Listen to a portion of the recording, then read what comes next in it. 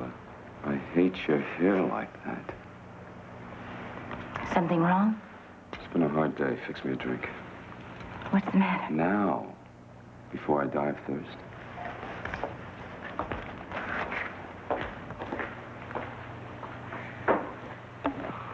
How long has he been sitting there? Couple of hours, I think. He doesn't seem to mind. Fucking like a sack of potatoes. I told you he needs fresh air! Paul, you care more about him than you do me! And he doesn't even know you're there.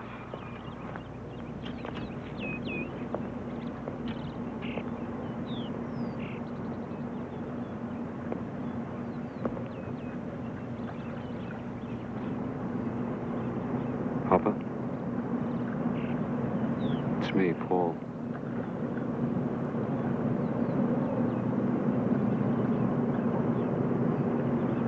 Papa, what's wrong? You cold?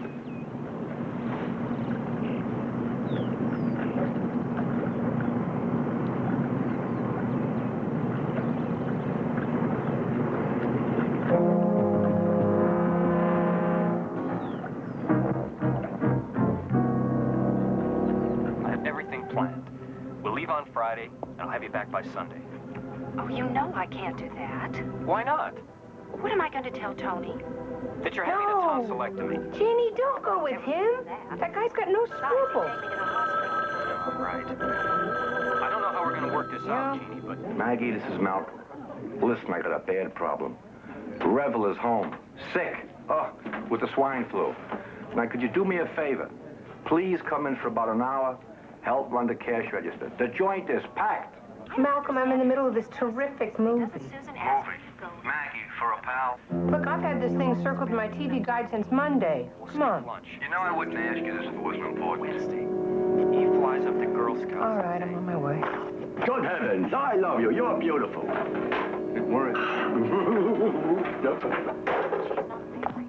That's the reason. Jenny, you and I have one thing in common. Neither of us can say no.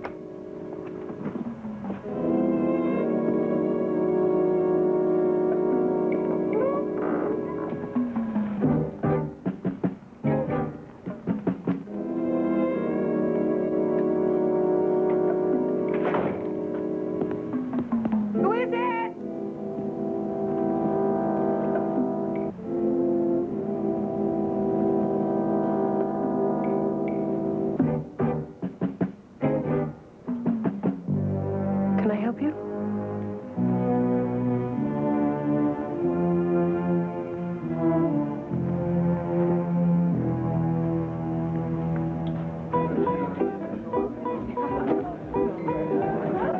It's been more than an hour. Even Maggie doesn't take this long. You sure you didn't botch this up? What? Mr. McBride, I'm a pro. You know that. When I con somebody, they stay con. Yeah, how much delay on her? I don't understand it. Every time I get involved with a surprise party, I get the surprise. There's still no answer, Mac, and I must let it rain 20 times. I don't like it. Oh. Let's go and have a look, huh? Yeah, see you later. Every time. Every time.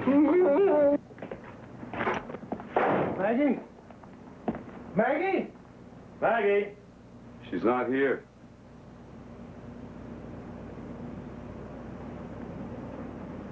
Who are you? Paul C. Berwick, Jr. Where is she? On ice. If you want her back alive, you've got to do a job for me. What are you talking about? Somebody's threatening to kill my father. I want him stopped. Where's Maggie? This afternoon, a dead body was dumped into my pool. An old friend of my father's named Donnie Donlevy. I read that as a clear threat. My father's next on the killer's list. Hey, pal. You have heard at the police department. Why don't you call the cops? My family's relations with the various law enforcement agencies have never been too cordial. Besides, you're supposed to be the best in the business. Oh, yeah? Then why didn't you hire us out? You see, the police don't know Don Leafy's Ted. I had the body removed. And you won't tell them, or there'll be another stiff to dispose of. Wrong. 2 more. Because if you touch her, I'm gonna come after you and make little chunks of dog meat out of you.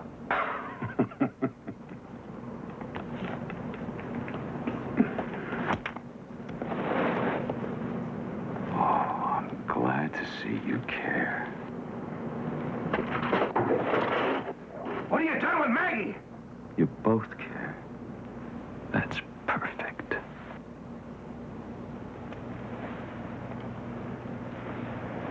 Here's some background information on Don Levy and my private number and address. I suggest you start this evening. If anything happens to her, I'll kill you. You're dead. Just protect my father. Gentlemen.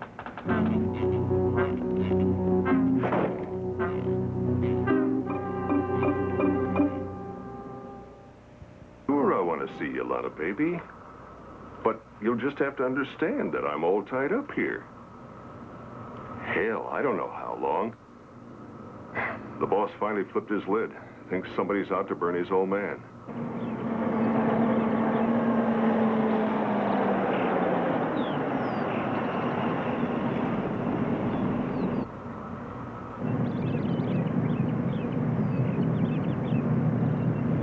Gotta go, baby. Somebody at the gate. The Berwicks aren't seeing anybody today. The name is Peterson T. Ryan. Tell Paul Berwick Jr. I have some questions to ask him. Use a phone. Listen, Turkey. This is important. I have to look around the place. I'm working for him. Nobody comes in. Nobody. Well, you tell Mr. Berwick that I tried to see him and that you stopped me. Explain that to him. After he's buried his father. Hey, wait a minute. Drive in about 10 yards, then stop. Somebody will ride with you.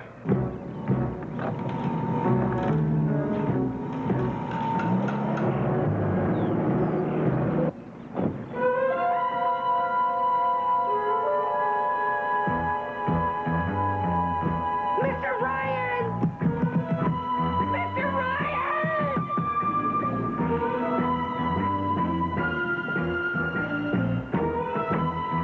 Mr. Ryan! Please, somebody!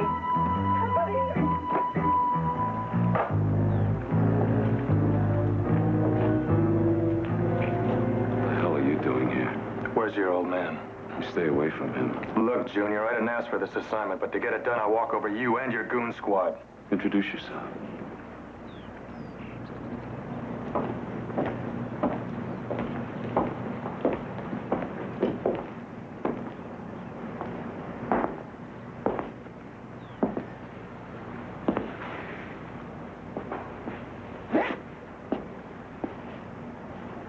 Mr. Berwick?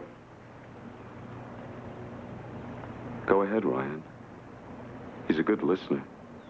3 years he sat in this chair. Not moving, not talking. Every night I have to spoon feed him like a baby.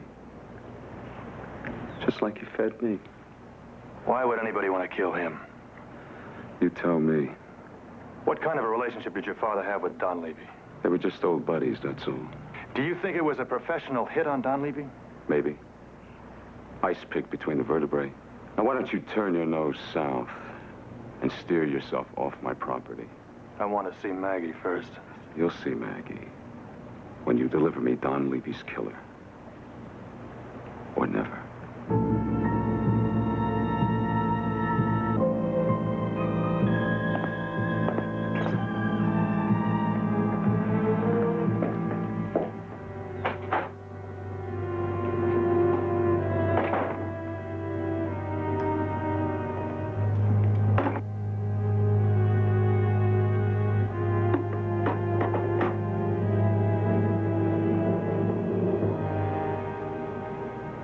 I don't want to be personal, but, who are you?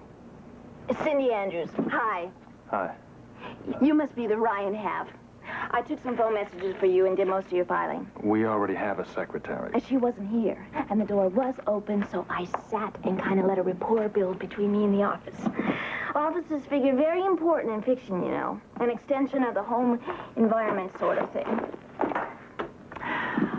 Oh, I forgot to tell you, I'm from Valley State. I'm 2 units short of being a junior, but I tell people I'm a junior anyway.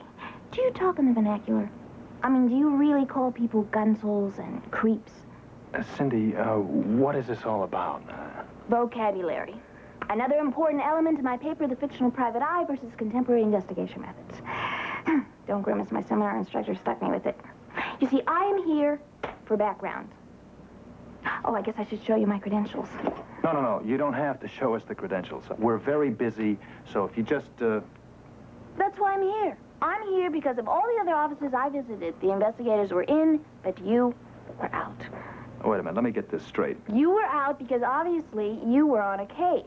Now, if I expect to do a good job with this turkey assignment, I have got to tie in with a hot outfit. Well, logic is flawless, but the timing is very bad. Where's your partner? My partner's in the mountains. What's he doing in the mountains? He's looking for somebody. You're a very pretty young lady, you know? What But mountains? why don't you come back another time and don't bother us now, okay, Cindy? Come on. Oh, I'm sorry. It's probably none of my business. I have to leave now, okay? Oh, can I tag along?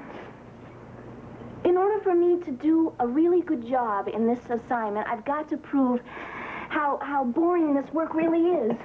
Yes, see, my whole thesis is that the Mike Hammer, Sam Spade, tough guy facade is rooted in the male dream wish to reestablish the predatory image of Paleolithic times. Sounds real nifty. My partner, Mr. McBride, and I will be happy to talk to you, but at another time. Thanks. In that case, I'll be glad to mind the store.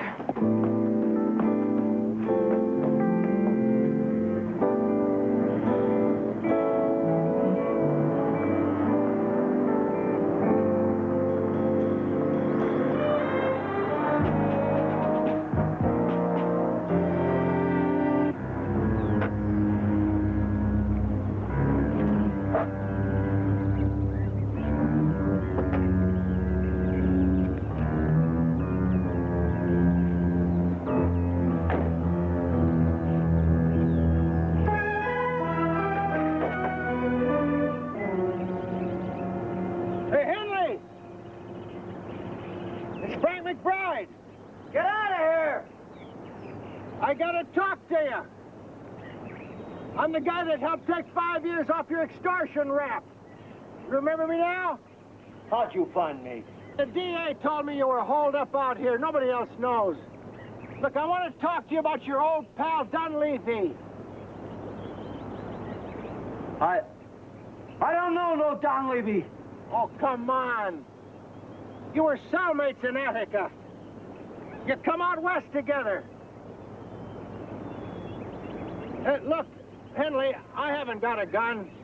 I'm going to stand up. Okay? Put your hands on that hood where I can see him.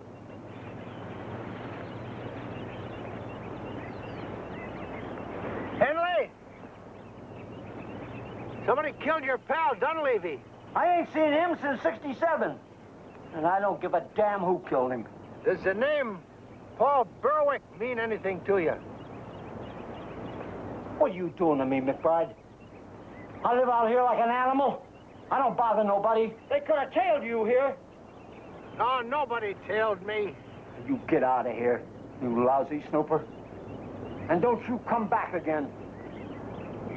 Or there won't be enough left of you for the crows to feed on.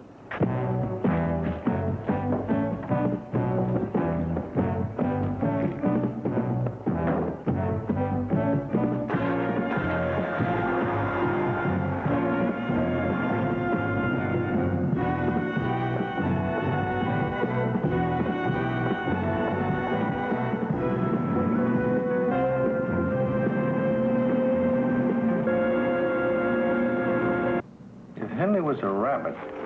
He'd be digging into the deepest hole in the desert, burrowing into the rock. And Paul Berwick, Sr., he hasn't been too much help either. Look, if Berwick Sr. is a cataleptic, why would anyone want to kill him? And what about your friend Henley? He suddenly turned into a hermit. He's scared to come out in the daylight. The only connection between the two is They both knew this hood named Dunleavy, who just got murdered. And Hair Trigger Henley does his talking with a gun. I think what you gotta do is find someone else who knew the late Mr. Dunleavy and will answer questions. Sheila Dunleavy, his widow. She works in a toy store in the Miracle Mile. Now, while you're interviewing her, I'll go down to the police computer on these three names. There's got to be some link somewhere. Okay, Mac, I'll get into this. She waving at you? Let me explain this to you. Your phone messages? Thank you. And you're Frank McBride, I bet. Sit down, Miss Andrews. Ms. Andrews. Yes? Ms. Andrews, yes. She's a half a junior at Valley State College, and she's doing a paper on investigative work, and I told her she could temporarily be around with us to get some background material, that kind of thing. I don't know about that. Oh, please, Mr. McBride. I type and I take dictation. I get the greatest neck rubs because I used to be a physiotherapist, and you didn't even have to pay me. Would you like a soft drink? I have a screwdriver. Could I see your ID, please? I'm 1 year above the Shirley Temple limit. Ooh. Revel, one screwdriver for the young lady. You know, Pete really idolizes you. He told you that? Well, not in so many words, but I can see it in his face. You don't have to build up the story, okay? I just thought it would be a good idea if she worked for us temporarily because of the fact of Maggie being out, you know. Maybe till Maggie gets back. Yeah. You just finish your soft drink. We will see you back at the office. And if you see any unusual characters, you know, you put that down on your report. Okay, good luck. Enjoy your screwdriver. Listen, about that physiotherapy, I got over here, a pain in my neck you wouldn't believe. Where is it? It's right over here. Oh, that's it. Oh, hoy. My husband was a womanizing, degenerate pig. Well, Mrs. Dunleavy, since you're being so frank, were you living together? No, in body, yes. Not in spirit. I have a golden oldie. Did he have any enemies? You give me a couple of weeks and I can update the list. Donnie made his living by sponging off of his criminal buddies. Now and then he'd dabble in a little blackmail. Once he caught me in an amorous situation with another man. You want to know who he blackmailed? Me. I should have asked you if he had any friends. Friends?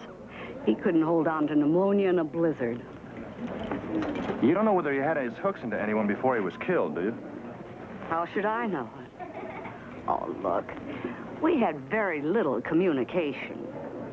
Contact, yes. Mrs. Dunleavy. Sheila. Sheila. Oh, that's a pretty name. Thank you. Can you give me some names?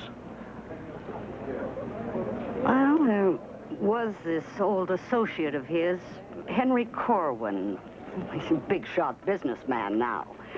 But he's trying to live down a shady past.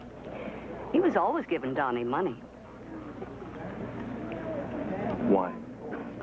Well, you can be sure it wasn't out of the goodness of his heart. Does the name Paul Berwick Sr. ring a bell with you? Oh, yeah. That was another one that Donnie squeezed. Only something happened to that old man. Well, about 3 or 4 years ago. He just stopped paying. Hey, you're strong. Could I interest you in a part-time job? Even if Dunleavy was blackmailing Corwin, that doesn't explain the threat to Berwick. And why was Henley so scared? Well, that police computer center's a fun place. Did they give you any trouble? I just gave me your name like you said. It opened all kinds of doors. And what did you find behind the doors? There hasn't been a professional killer with an ice pick M.O. since the 50s. And the names Berwick, Dunleavy, and Henley all drew a blank. Nothing on the computers? Except for the fact that Henley and Dunleavy served time together. Which we already knew. Nothing. I gotta have a mind to go out there and try to shake some information out of Henley. If he's still at Willow Springs. Oh, no, he's too scared to move. Mac, your bulletproof vest is still in the cleaners, so why don't we work on some information on this character, Corwin, huh? Corwin. Come on. See you.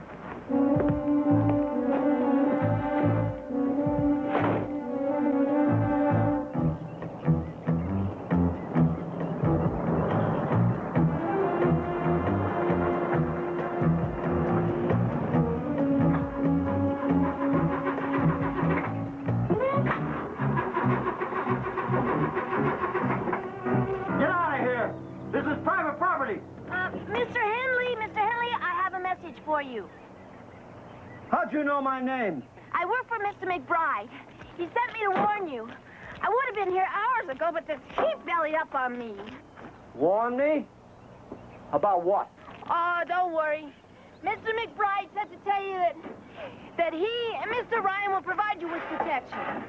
You go on, get back to McBride and tell him to forget he ever knew me. Yes, sir. That is, if I can get this car fixed. There's a garage 15 miles south of here. 15 miles? Mister, I can't walk all that way on my own. You're gonna have to. I don't have a phone. Well, I guess I'm just gonna have to stand here and wait till Mr. McBride comes and gets me.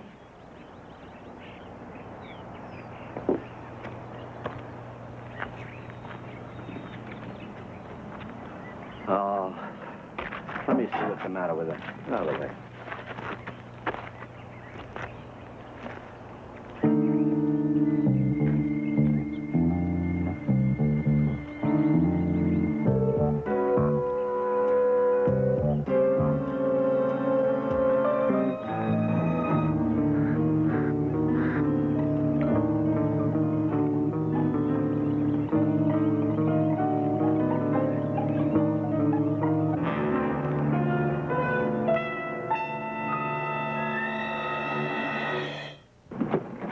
Whoever did it has a flair for theatrics, jumping Henley's body on the highway like that. If we could only tell the police what we know. Which is not enough. Not enough to justify risking Maggie's life.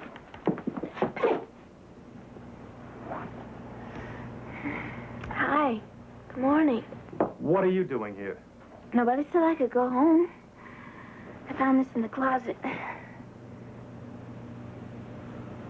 You guys seem upset. What's the matter? Oh, just a little something happened to a friend of ours.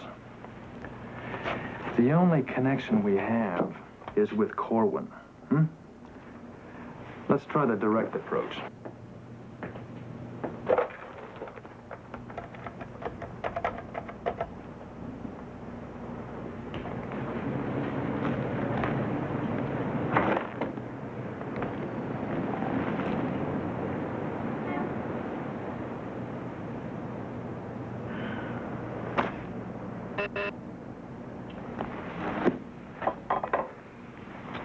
Yes?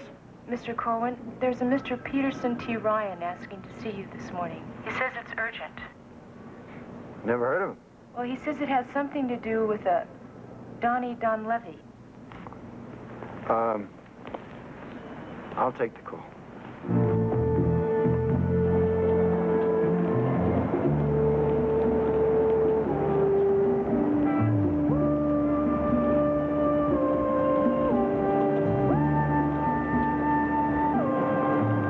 Mr. Corwin. How come there's two of you? My partner, Frank McBride. Well, what do you want with me? We're on an assignment. Your name came up a couple of times in connection with a man by the name of Don Levy. That worthless bum. Well, somebody stuck an ice pick in that worthless bum 2 days ago. I barely knew the guy. Was he blackmailing you? Who are you clowns working for? Oh, come on, come on. We're not going to divulge our clients' names. You know that. Paul Berwick, right? He's a runny-nosed kid. Believes in ghosts. Hides under his bed whenever it's thunder and lightning. Hell, nobody wants to hurt his papa. Well, the guy's 9 parts dead already. Hey, he's imagining it. He's imagining. Yeah, a fellow named Henley was imagining something like that last couple of days, and yesterday somebody killed him. Well, who's Henley? I understand that he was a cellmate of Don Levy. Nothing? Gentlemen, our meeting's over.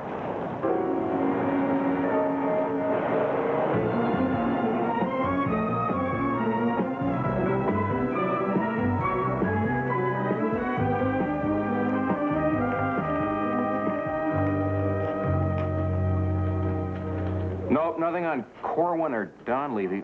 What was the other name? Burwald? Berwick. Look, pal, you don't have to go any further. It was a long shot anyway. Come on. We gotta get this thing. There's got to be a connection here somewhere with these people. Something lively enough to end up in blackmail and murder. Go ahead. Mac, we just can't plow our way, hopefully, through reams and reams of newspaper clippings. Now, come on, we're gonna go blind doing that. Not only that, but we need a time and a place, so let's forget A little patience now. We'll narrow it down. Okay. Yeah. We know that they drifted out here from New Jersey and New York sometime in the 60s, right? In 67, Henley said that's the last time he saw Dunleavy. 67, that's when he came out here. Hey, pal, have you got a file on anything that could have been criminal activities or a investigation in those two states at that time? New York and New Jersey. I've got several cabinets full. Good, we'll do that. I'm going to give Malcolm a call. He'll help us out. Yeah, this is his kind of thing. I'm the secretary for McBride and Ryan. I have an important message for Mr. Corwin. Yes, I'll wait. Mr. Ryan's secretary wants to speak with you. Call McBride and Ryan back and make sure she's who she says she is.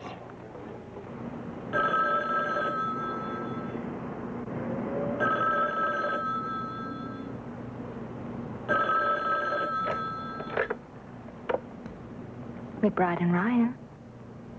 Yes, this is she. Thank you. Mr. Corwin, my bosses urgently need to see you again. They say they have information that is vital to your safety. No, they're not here at the moment, and they can't give you this information over the phone, but I can reach them by radio and arrange a meeting anywhere you suggest. Tell them 3 o'clock, Century City Plaza by the flower vendor. Thank you.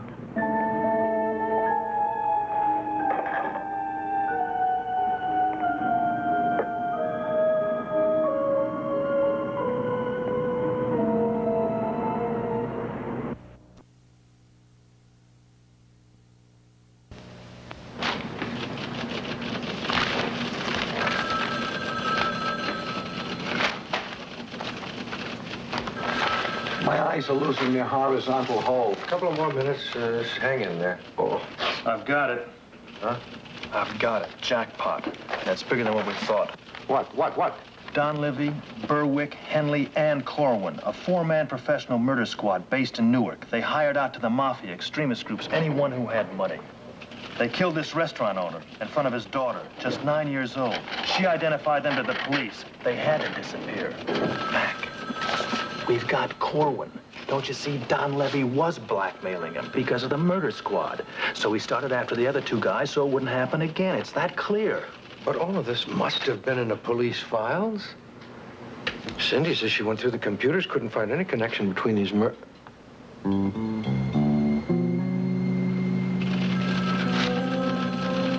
Are you thinking what I'm thinking? Oh, no. She's left the office by now. You got any idea where she lives? No. I know. The club. That time she had a drink. I saw her ID. She had a receipt. It said, Stillwater. Stillwell. Stillwell Trailer Courts, Ventura Boulevard. Aha!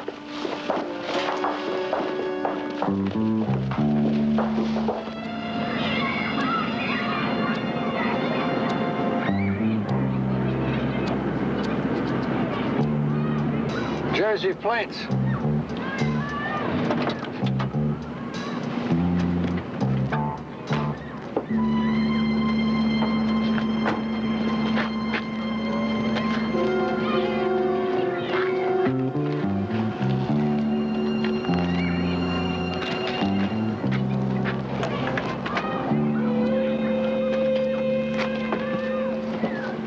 Gone and in a hurry, too. Yeah? There's a payphone out by the entrance out there. Call Corwin. Warn him about Sydney. Map of Los Angeles. Telephone lists. There's clippings here. Now look at this. This is a list of Berwick's and Corwin's employees. Okay, these clippings, she saved every clipping of the murder. Listen to this. While the victim, George Andrews, lay pleading for his life, the assailant stabbed him to death with an ice pick. And that kid saw all of that at 9 years old. Look at this trailer. She spent every penny she's had on her revenge.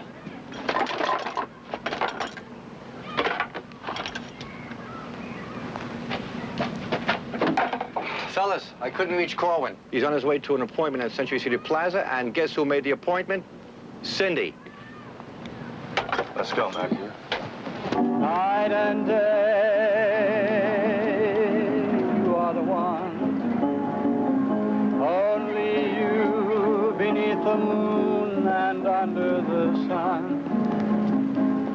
Whether near to me or far, it's no matter, darling, where you are.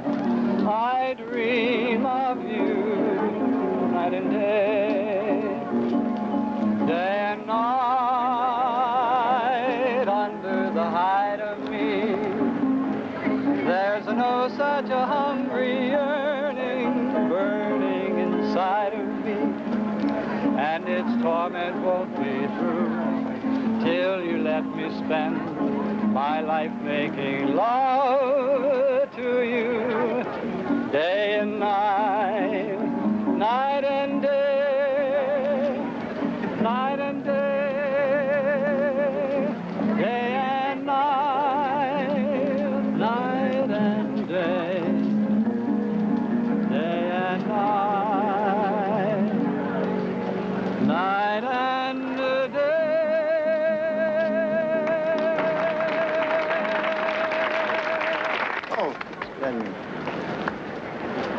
For the young lady.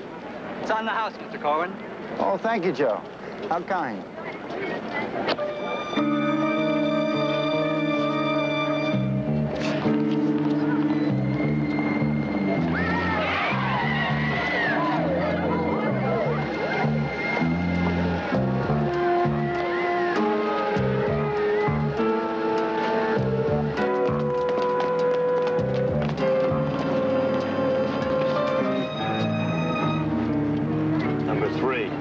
I saw it happen. It was a young lady. A young lady did it.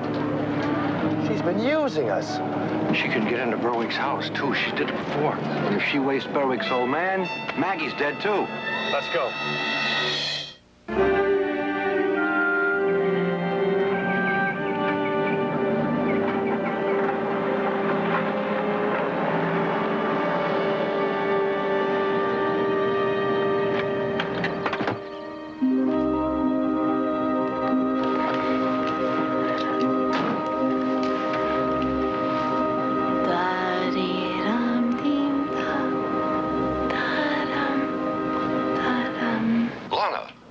What the hell are you doing here?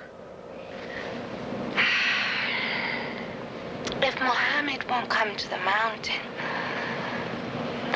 comes to Mohammed. You'll get me in trouble. If the boss sees you, Well, then you better not leave me standing out here. Let me come in. Baby, things have changed. Hey, you know I'm crazy for you, but please, go away. If I go for good. Lana, don't shout. This is it, buddy. I'm gonna find somebody else. Oh, hey, wait. Okay. Drive your car to the bushes around back, like last time. Then, come on in here.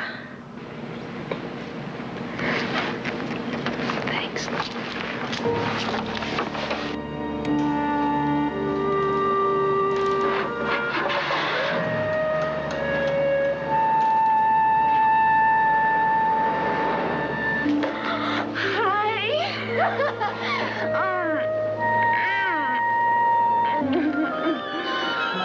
Crazy broad.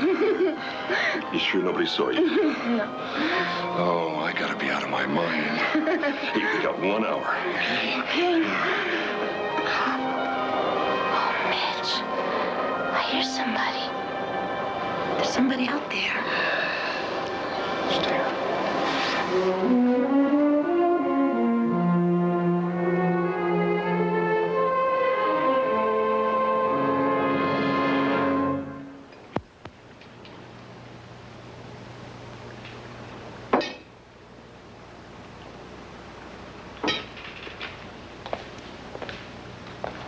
Paul, I'm not going to stand by here anymore and watch you destroy yourself. You don't have to, Angela. You can leave anytime you want. You kidnap a girl. You threaten to kill her, and all because of a useless old cripple. This is his house you're living in. These clothes were bought with his money. Now, you either shut up or get out.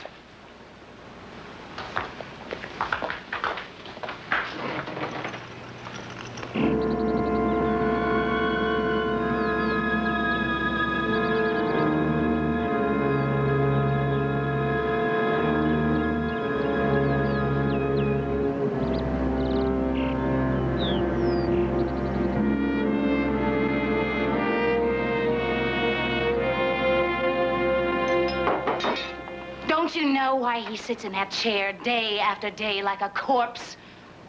Self-revulsion. He's turned inside himself because he can't stand what he was anymore. The things he's done, the horrible things.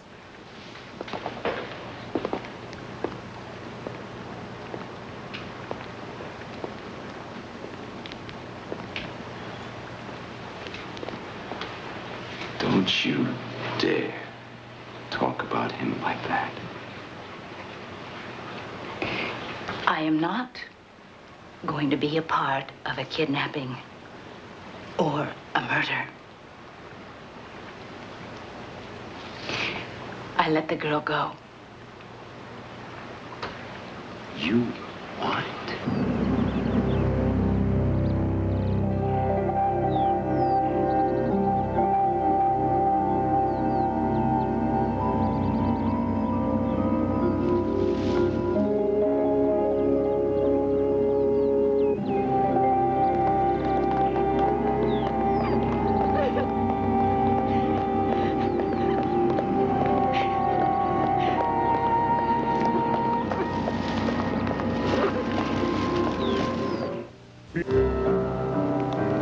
I told you to stay out of this.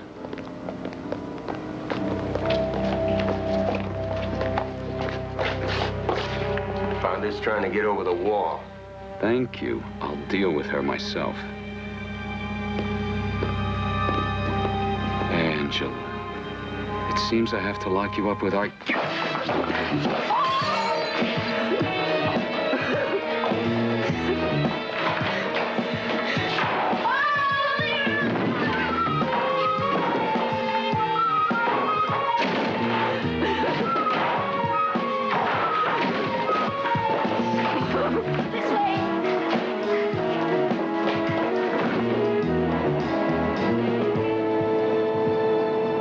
If the gate guard gives us trouble... I'm an old hand at gate crashing. Hold on.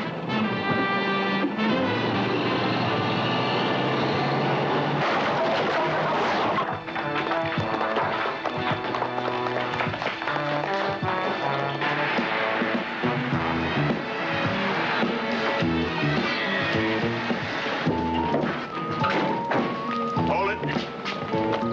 Over here. How'd you get in here? Well, it's what you might call a breakthrough. Pardon me, is there a dance here this afternoon? Oh, good show. Come on.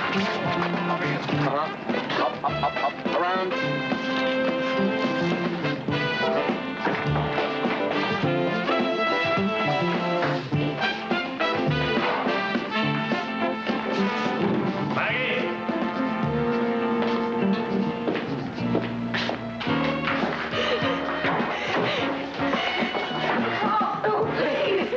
Angela, this is your fault.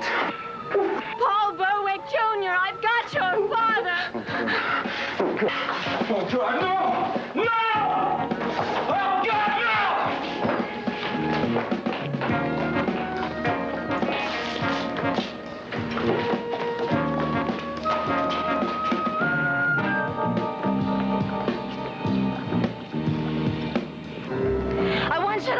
this, Berwick. I know how much her father means to you. Well, I wish I'd watched what I watched when I was a child. You touch him and I'll kill you. I know.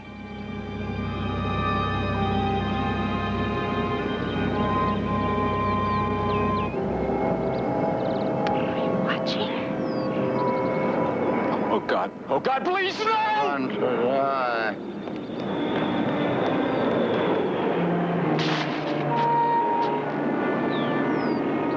Let her kill me. I want to die. Please, I want to die. I want to die.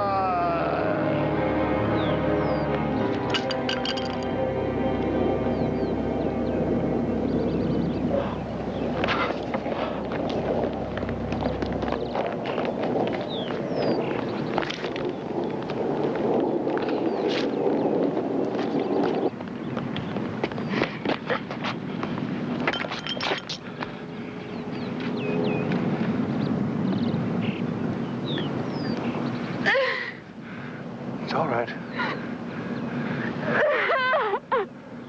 It's all right. It's all right. No. It's all right now. We'll take you where you can get some help.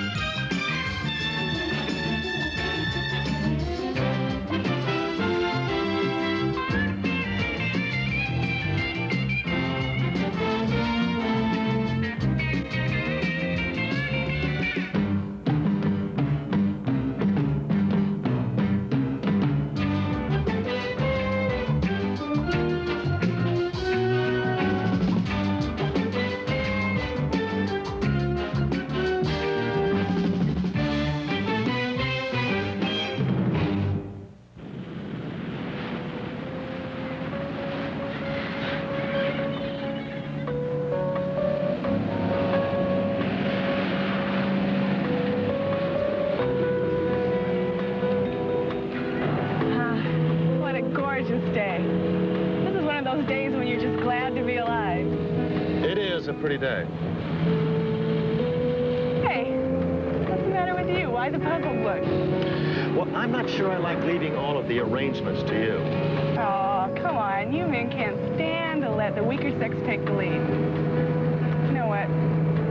Next time we go dancing, you and I should change positions. I think it'd probably be good for you. Speaking of positions, you did remember everything. Oh, yeah, I got cheese and bread and luscious fruit. Great wine for a nice spring afternoon. I even have cloth napkins. Wine and cheese I can buy at the store. What I was referring to is the picnic blanket. Oh, just spread for the feast. Close. I think you're paying me a compliment. You can count on it. Good, because we're just about there.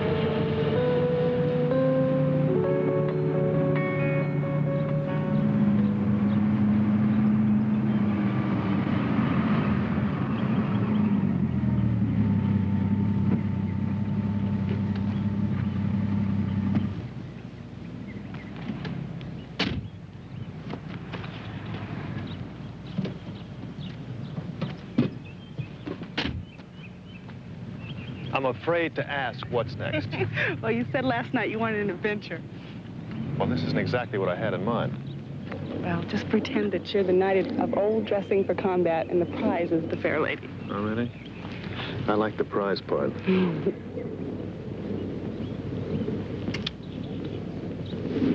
Listen, if I didn't take care of my work first, I wouldn't be able to enjoy playing this afternoon. Did you ever think about playing first? It might help your work afterwards, you know what I mean? You're impossible.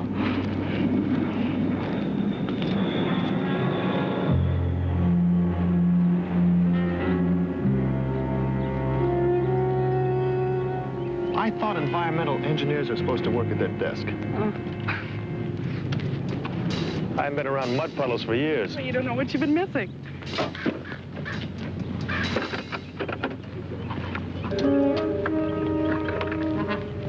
What is that you're doing? I'm taking a soil sample. Here.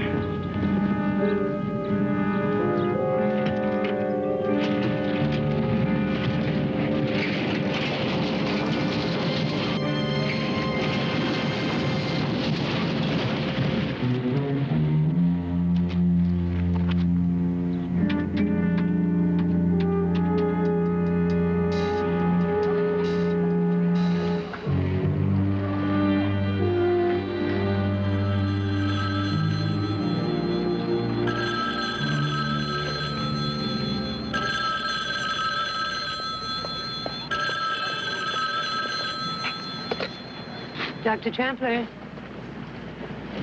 just a minute. Adam.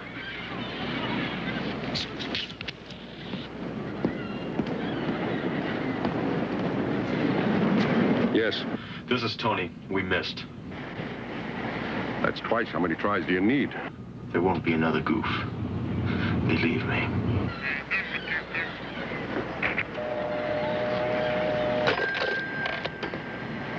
Oh, I think you're worried about nothing. Maybe the girl doesn't know what she saw. That's a chance we can't take. Not now. It's lousy. It's a lousy line of work. Anybody that associates with me puts their life in danger. Here, give me that, Pete. We'll give you a refill. You'll feel terrific.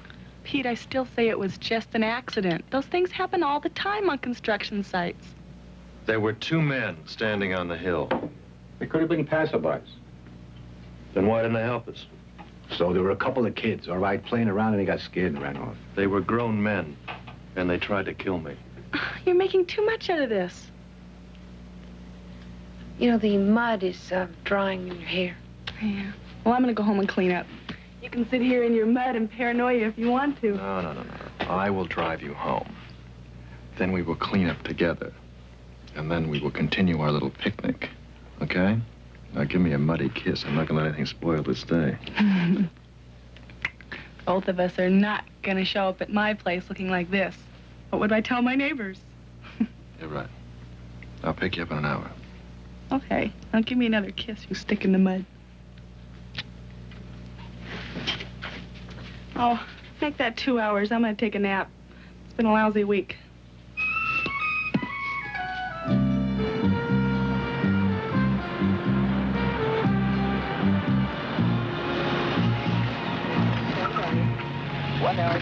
Do you still request a radio unit?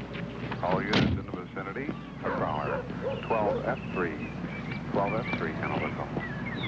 1187, sir. 1813. Who are you? The name is Brian, a friend of Jessica's. What happened? Don't touch her.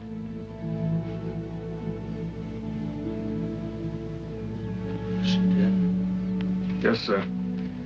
It looks like she was asphyxiated. Probably from the wall heater. That's one of those early unvented wall models. Well, why the hell she'd want to put the heat on when it's 75 degrees outside, I don't know. But the towels on the floor wet in the bathroom, so she probably put it on to keep warm coming from the bath and came here and lied down, took a nap. That's it. Somebody tried to kill her. You got any proof of that?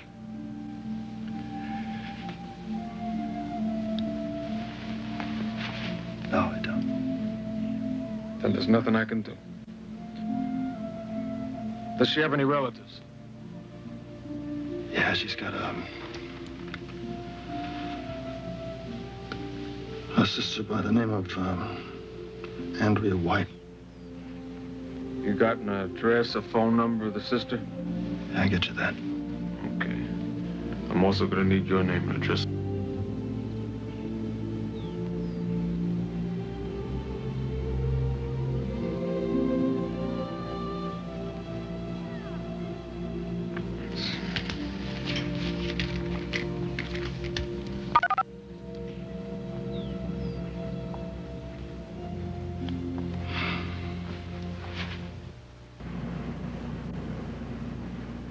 It was Jessica.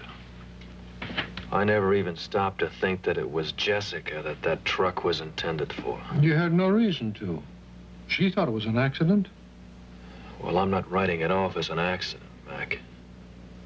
I'm going to find out who killed her and why. Where do we start?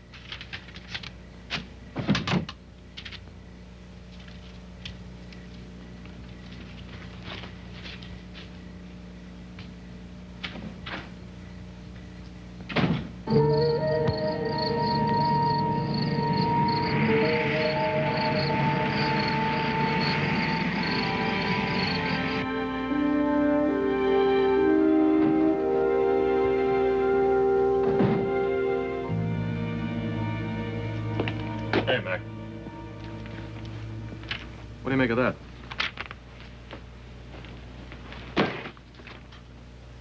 Did you talk to Henry at the lab? Yeah. Yeah. As far as he and I could determine, she must have left the window open a crack. Somebody came along, closed it, poured carbon monoxide in there, and hastened her death. Somebody's gone to an awful lot of trouble to make it look like an accident. Yeah, well, maybe her sister can help us out. I'm going to see her tomorrow at the funeral.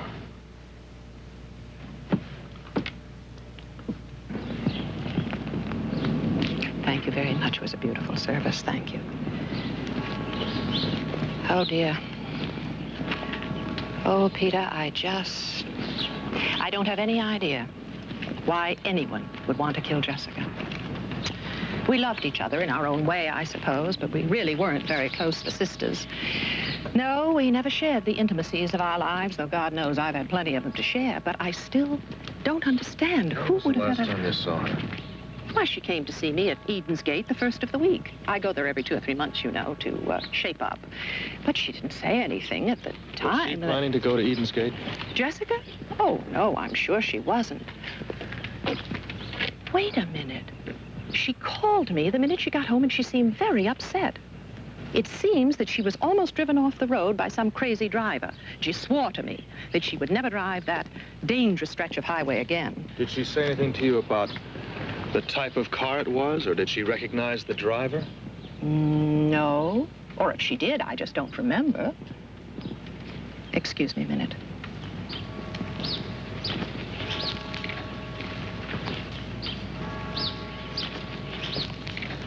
Poor Myron. His death last week was such a shock. I almost married him, you know. Terribly rich. He would have been number 6. But unfortunately, I just can't stand horses. The Myron Road? He was at Eden's Gate 3 weeks ago. Left looking magnificent. And now there are his remains in the ground. what a waste.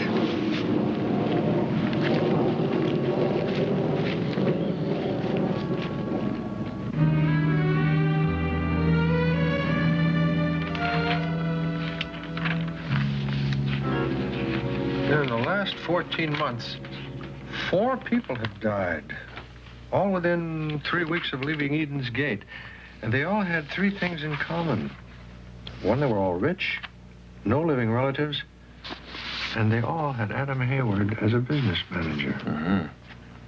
Hayward owns control of Eden's Gate. Dr.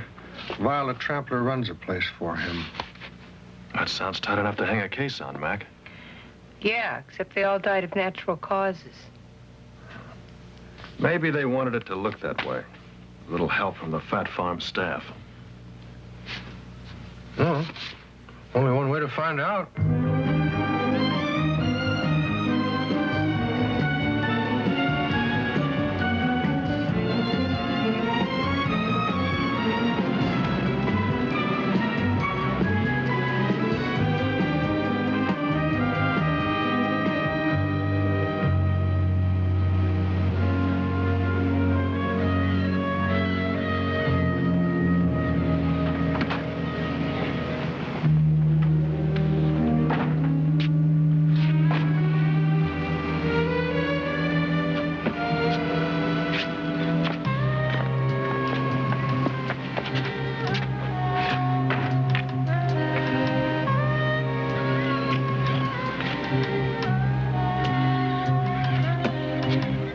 You'd better get a room ready in detox. Boy, he's a beaut.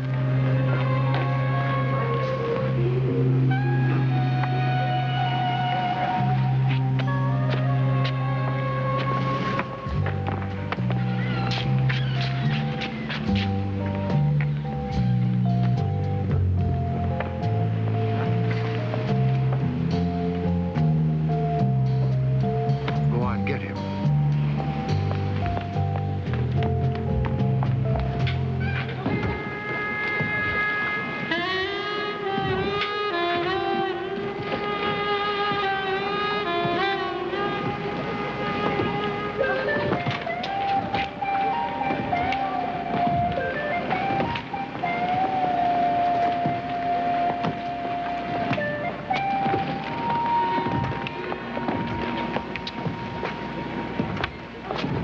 Good afternoon, ladies. Good afternoon. Peterson J. Chris Stoneman, here. Like to have a little game of golf?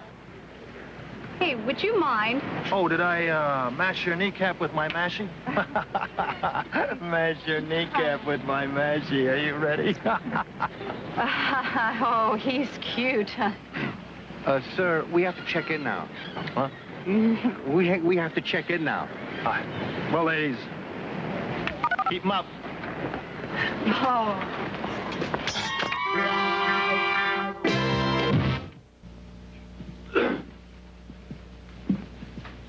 How do you do? How do you do? In case you haven't noticed, this is Peterson Christoman. Well, he's somewhat younger than I expected. He keeps drinking. He's not going to get any older.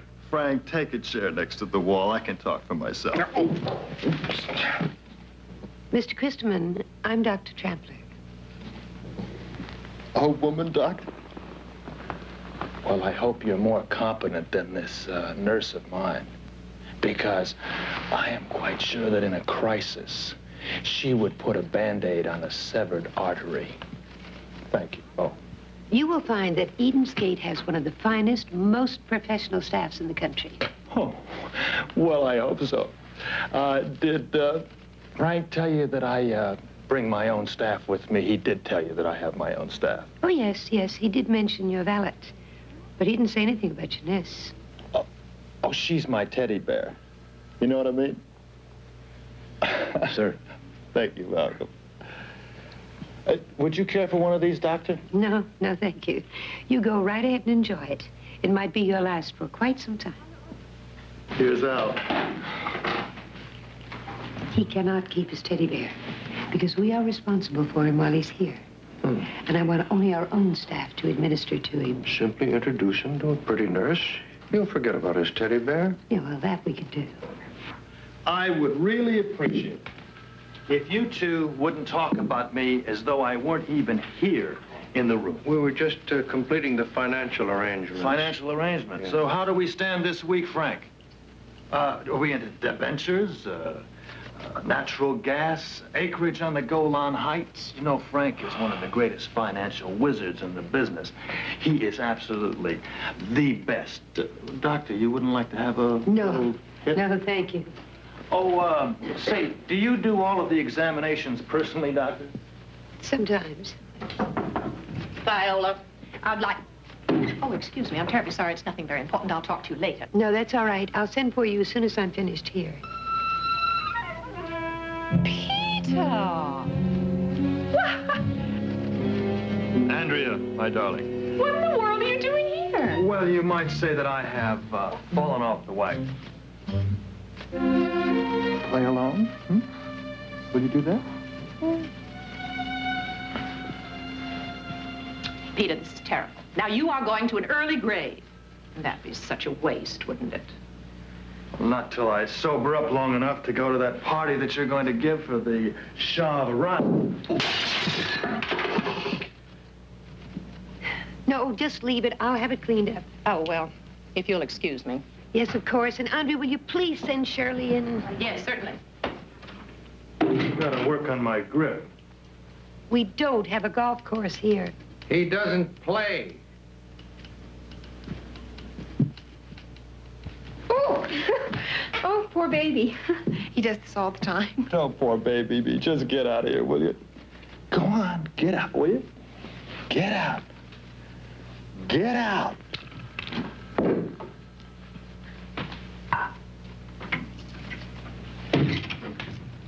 Did you send for me? Yes. Would you please take Mr. Christopher to detox? The detox nurse? Frank. Yes. Sell 2,000 pairs of IBM and buy me that, will you? The detox nurse. This is terrific. Go to the detox room? I can feel the therapy already. This is fantastic. Where is the detox room? This is sensational. You're the nurse, huh? No, no, no. Not the portable bar.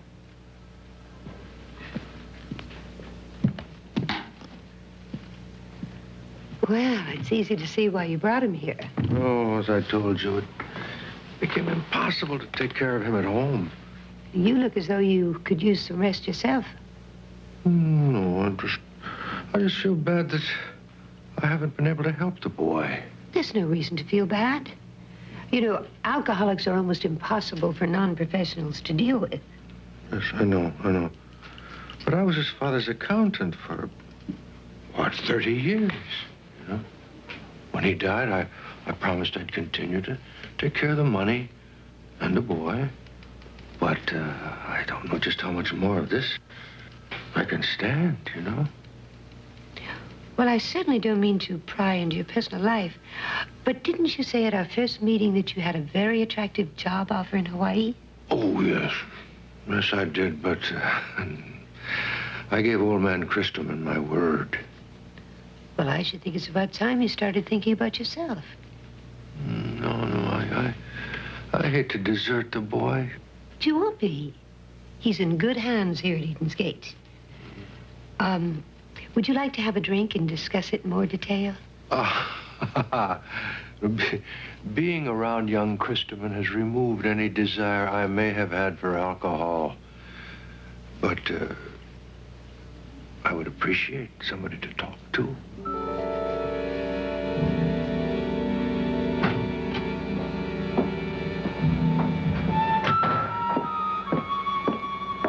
He's going to be out for a while. Can I wander around a bit? Sure. Make use of the facility. Enjoy yourself. Thank you.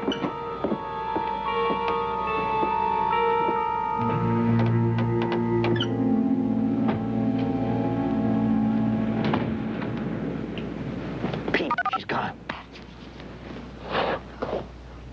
Get rid of these, will you?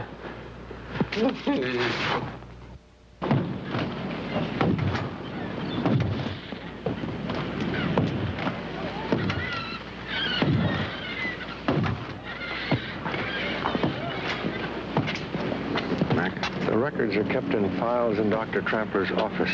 Okay. How's Pete? Well, he's restraining himself so far, but it won't be easy. Yeah, well, don't get any ideas. These people are not stupid.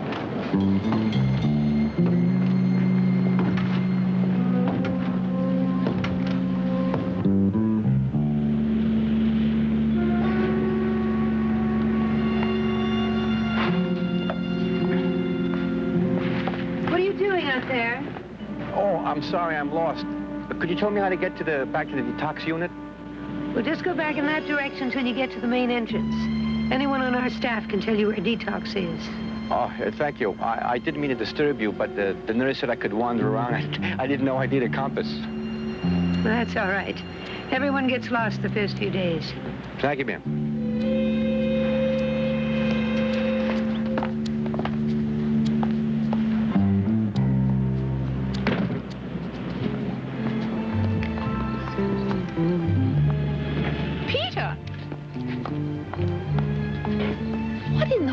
Was that act you were putting on a little while If ago? anybody asks, we are old friends from Summers and St. Croix. How I wish we were. But you don't mean to say that you think someone here had something to do with Jessica's death? Well, that's what we're here to find out, Andrea. Well, you can count on me. And we'll talk about St. Croix a little later.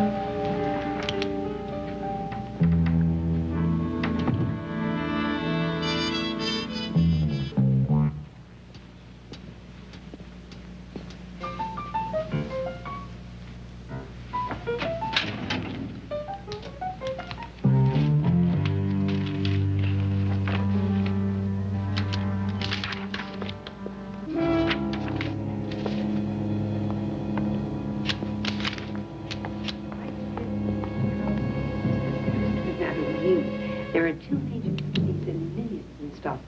Well, I'll run a check on him in the morning. If he's as rich as you say he is, maybe we can help Mr. Carlson take that job in Hawaii and put an end to the young man's misery. Now, I think we ought to take care of the file.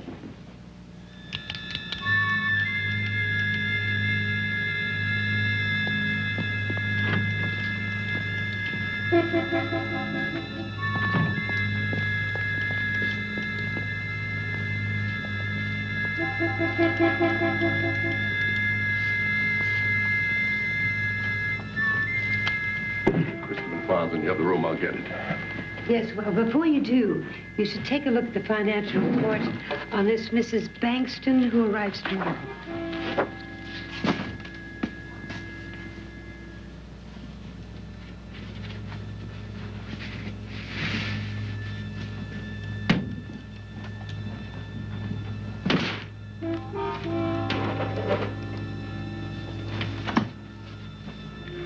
McCann and Williams handled our money. We couldn't get close to it in time.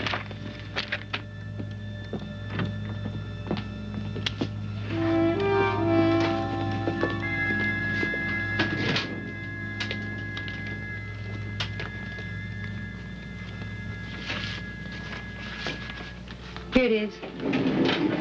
Thank you. What was that? Oh, the branches hit the roof at the slightest breeze.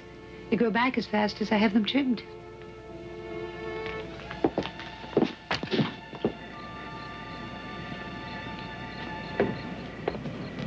Mike, come on. Here, the camera. Jeez, it took you long enough. What was the problem? It was a piece of cake. Go, come on.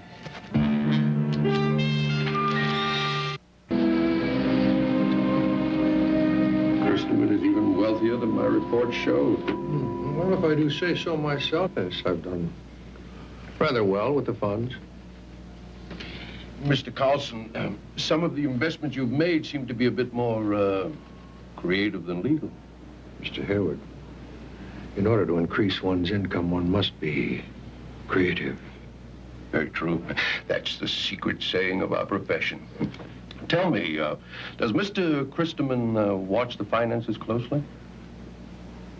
As long as he gets his monthly check, which as you see is considerable, he doesn't worry about the finances. Dr. Trampler tells me that you've been under a great strain from all this, and you've been offered an easy and lucrative position elsewhere. Yes, but as I told Dr. Trampler, I can't desert the boy now. He's totally irresponsible. Hell, he'll be dried out and as good as new in a couple of weeks, and we can hire somebody to take care of him. No, I don't know. I don't. You realize, of course, that in view of the size of the account and the percentage we would make from handling it, our firm would have to pay you a bonus for helping us lock it up. Say, $20,000 to help you get accustomed to Hawaii? $20,000? Anything less would be piracy. Yes. Of course, young Christman would have to agree to the change. I doubt that you and I would have any problem convincing him it's the right move to make.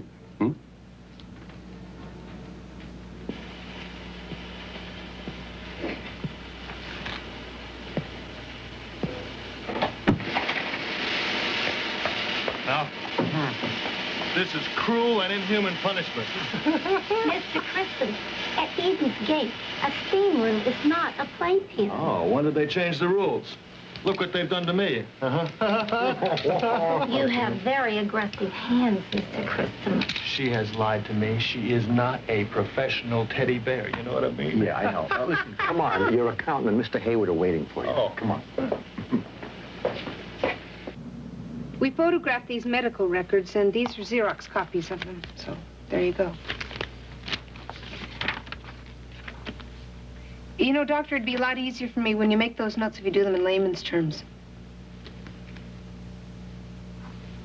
I mean, if it's okay with you. Mr. Carlson handles all of my personal affairs. I love him like a father. Have you been drinking? I thought so. Drinking in the detox tank? Well, if you love him like a father, you certainly wouldn't want to stand in the way of his happiness. I own him, and I like it that way. Let me talk to him alone for a minute. I think I can resolve this.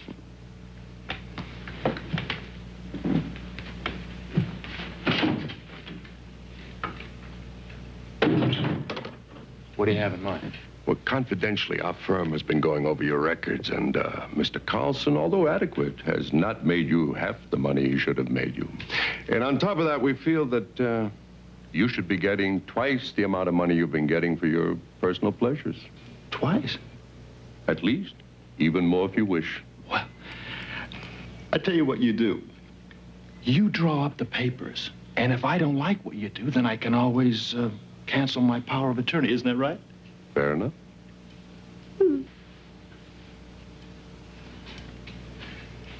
Oh, Frank. Bon voyage, nursemaid. Just make sure he doesn't get paid one more penny than he has coming. So long, Frank. You still feel badly about going to Hawaii? I guess not. According to the doctors, every one of the deceased had some kind of minor surgery. They either had some fatty tissue removed or they had those lifts, you know. Some of it obviously suggested by Dr. Trampler, huh? That's right. Anyway, the doctors felt that at the time of surgery, some gelatin capsules containing moazoctin were implanted. What's moazoctin? Moazoctin, it's a poison. And under examination, it shows up in the bloodstream looking like cholesterol. But it paralyzes the heart valves and causes a massive coronary. Yeah, and if they aren't looking for it specifically in the autopsy, then it would go completely unnoticed. So? So I've got to find a way to get to the financial statements of Hayward. And if I get those, and with these, the authorities can order new autopsies on the bodies. Now, Malcolm, get to Pete. And this is very important. Once he signs those papers, don't let anybody take him anywhere near surgery, or he's a dead man. That's what Jessica drew a picture of. A gelatin capsule. She must have somehow been wandering around waiting for Andrea and saw one being implanted.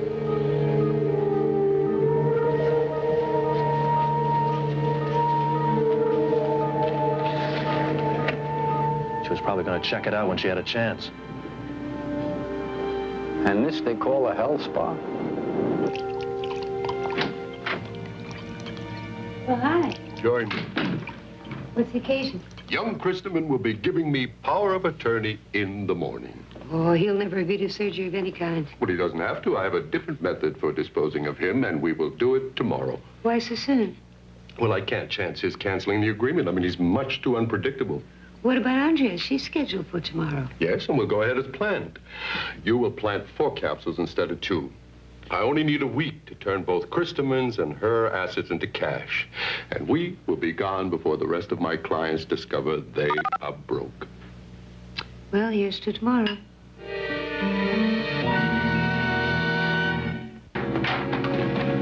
Oh, this is Lieutenant Mason. He has a search warrant for Mr. Hayward's files. Here are the ones you want. Don't let her near a telephone. I've got to get right out there.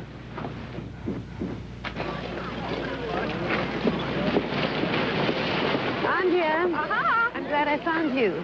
We scheduled your surgery for this morning instead of this afternoon. Oh, that's going to ruin my whole day. Nonsense. You'll be back exercising this afternoon. Really? I guarantee it. Now, why don't you go and get ready, and I'll meet you in the South Wing in about 20 minutes. You better be right. Here we are. Oh, I'll sign that later. I want to get in 18 holes before lunch. There is no golf course, Mr. Christopher. There's no golf course? No golf course, and I do need to get this settled this morning. I'll settle it when I want to settle it, all right? I'll sign it when I want to sign it. Okay?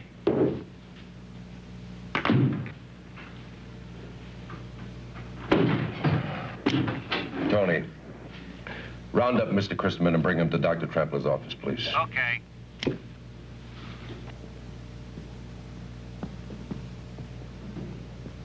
They've taken Andrea to surgery. Show me where. Come on. If we get separated, meet me back at the room.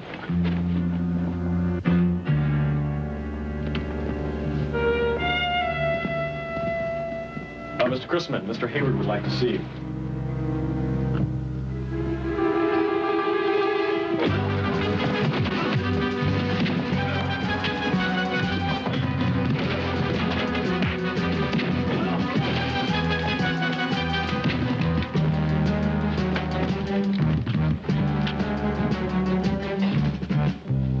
You're supposed to be looking out for my interests, right?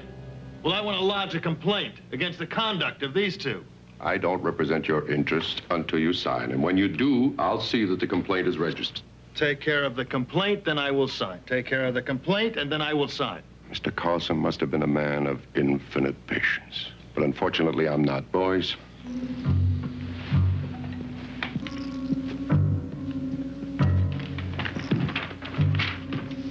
Where do I sign?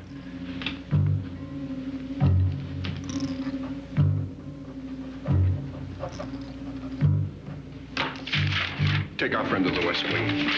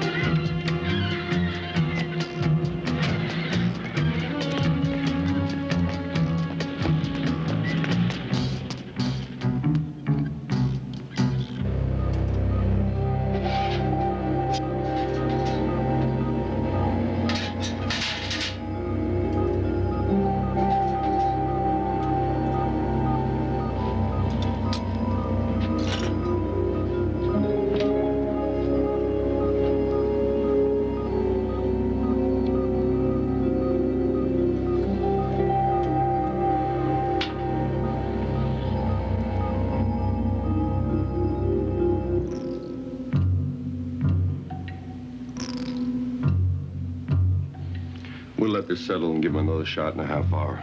Once the alcohol takes, we throw him out the window.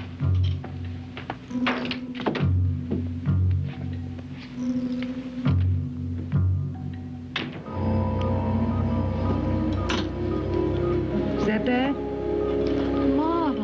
Didn't feel a thing. We're almost finished. Unbelievable.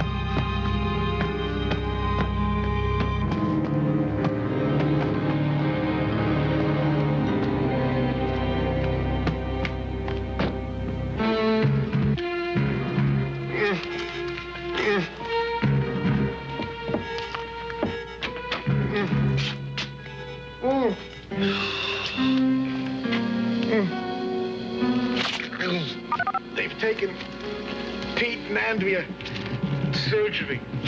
Whoa.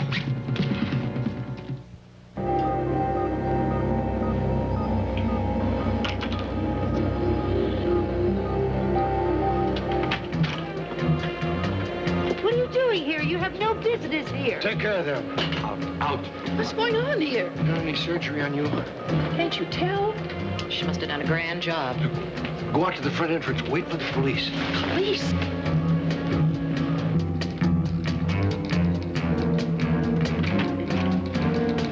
He's all yours. I'm taking a rain check on Hawaii. Come on.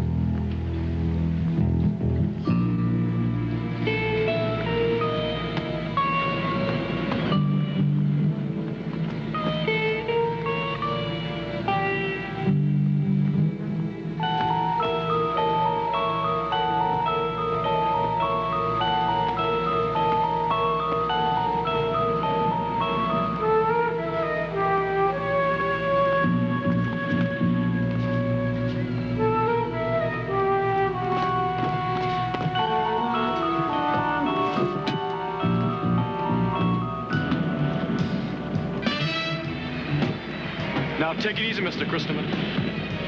We want to take care of you.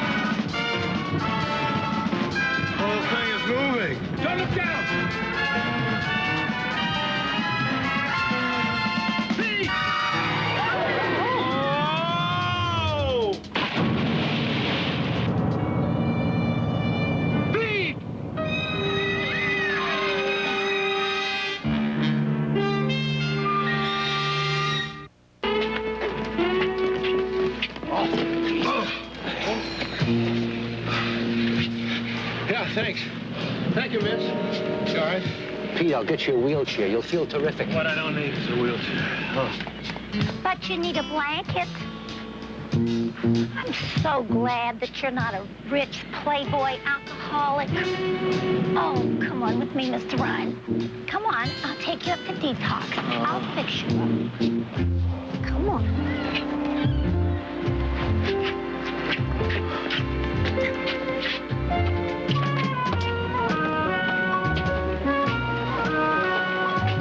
Someday he's going to injure himself, Ollie.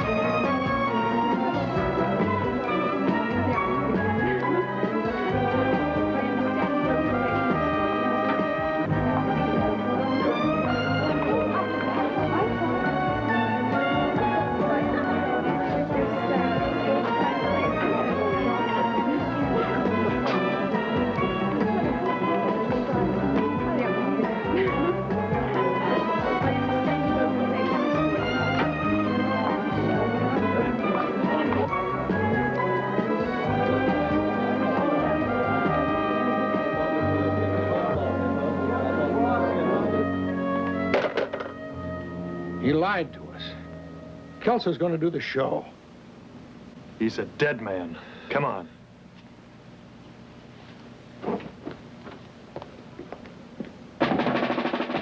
Hello, suckers!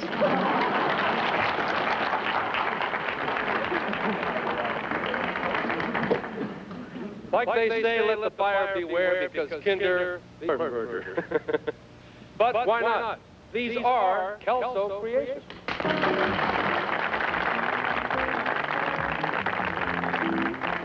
In this silhouette, we capture the frenzy of the Caribbean, the beat of native drums, tropic nights, a whisper of voodoo, and all with a handkerchief hemline.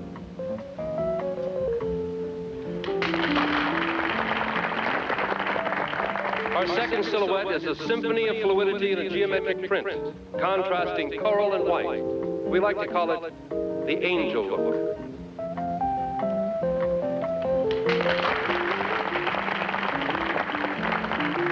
And this is the poppy print, a blown-up poppy hand-painted on silk chiffon. The mystery of stripes, lilac and red, coral and yellow.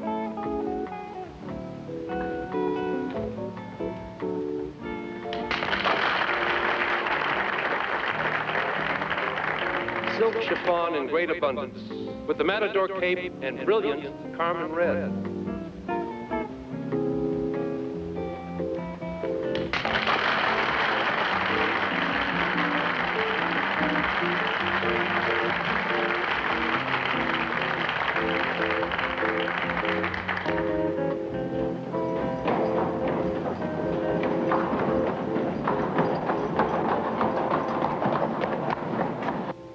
closer to the body in a one-shoulder fashion, and for those cool breezes, the gown has its very own wrap.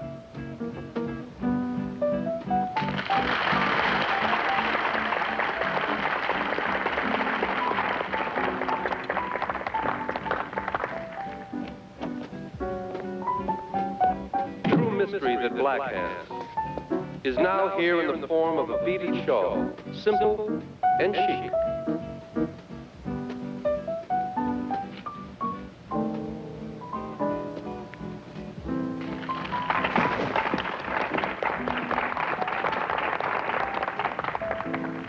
The mystery of midnight magic. From the delicate, cobwebby silk crepe de chine in hues of lilac, persimmon, and green, to the slinky, body-molding satins in celestial blue and coral. To complete the look, this can only be accessorized with that bauble nestled in the cleavage.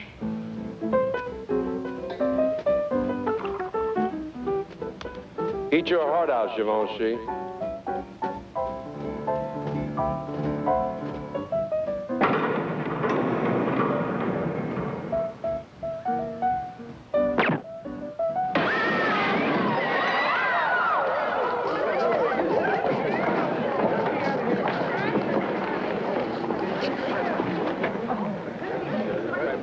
That lamp wasn't enough.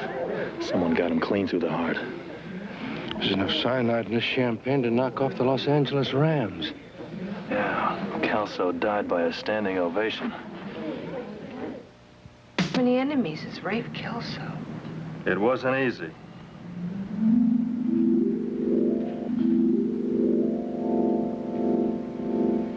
Mr. Kelso, what are you so nervous about? Look, McBride, I'm not asking you to go to Frisco to pick up a case of lots. I'm talking about $500,000 in precious gems. Oh, I gotta believe that you're insured. That kind of a package? Sure, but what good does it do me if you get ripped off? Look, I need that glitter for my show to help set off the dresses. I need the season, McBride, okay? Well, I hope the jewels do it for you. Look, I've got competitors. There are a lot of screamers out there who have got it in for me because I'm a big talent. And believe me, they will stop at nothing. All right, all right. On the plane, I'll try to avoid the muscle men in miniskirts. You think I'm crazy, don't you? Not at the retainer fee you're paying me. Okay, I'll meet you at the airport when you get back from Frisco. And McBride, this place really could use an interior decorator.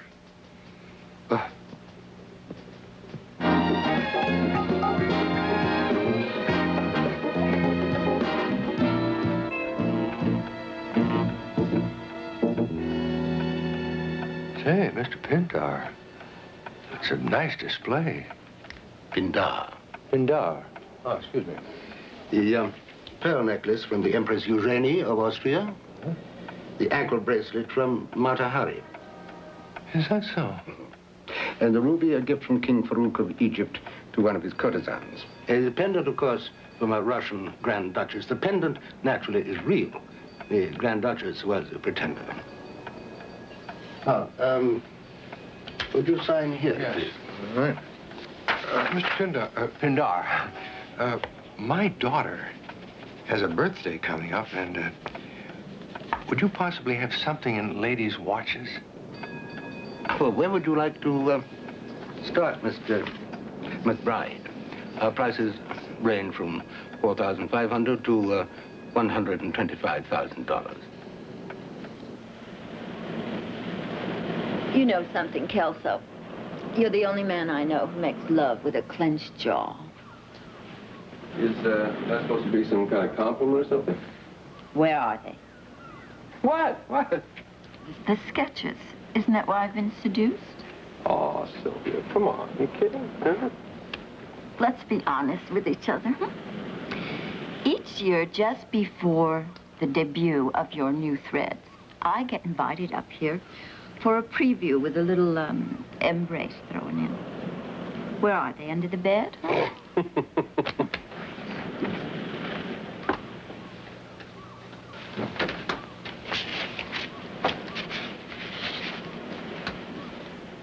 There you are, my dear.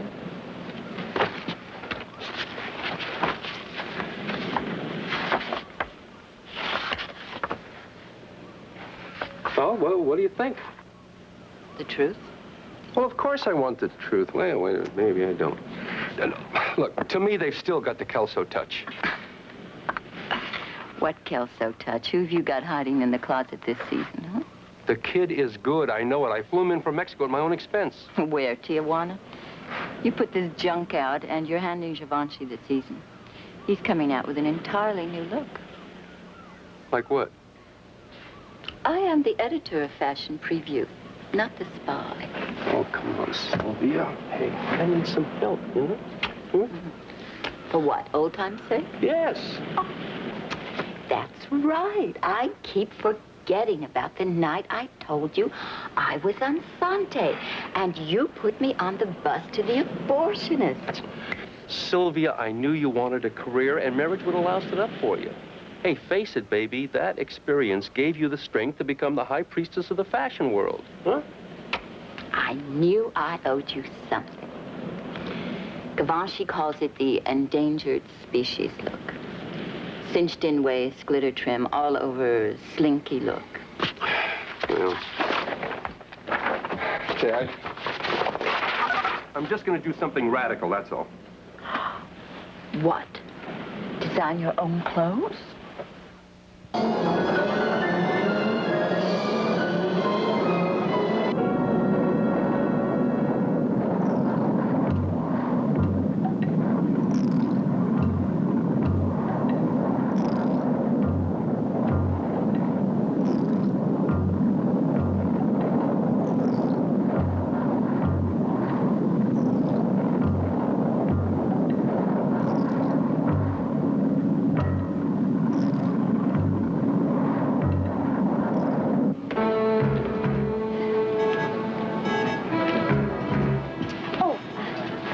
Something I can do for you, miss?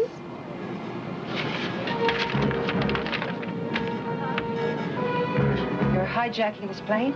Oh, no, no, lady. This is only a hold-up. You don't really think you'll get away with this, do you?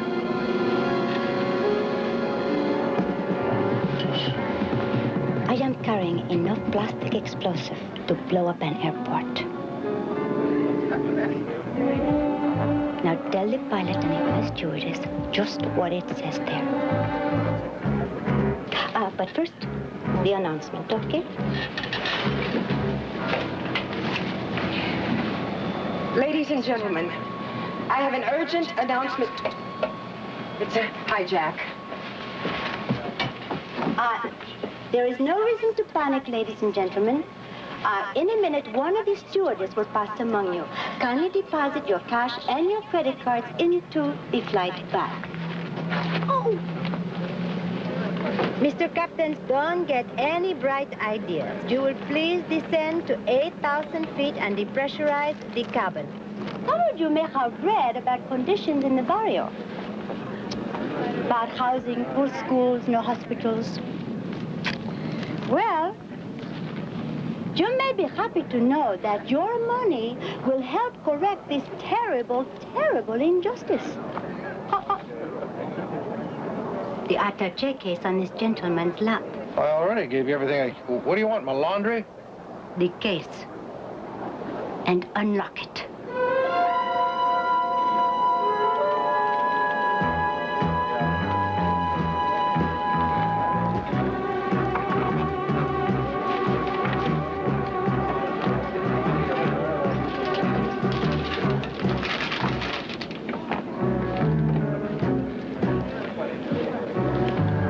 Case, please.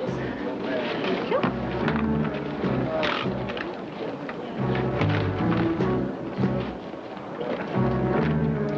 Let us look at it this way.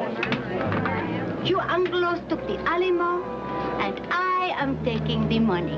Now, let us go to the hatch.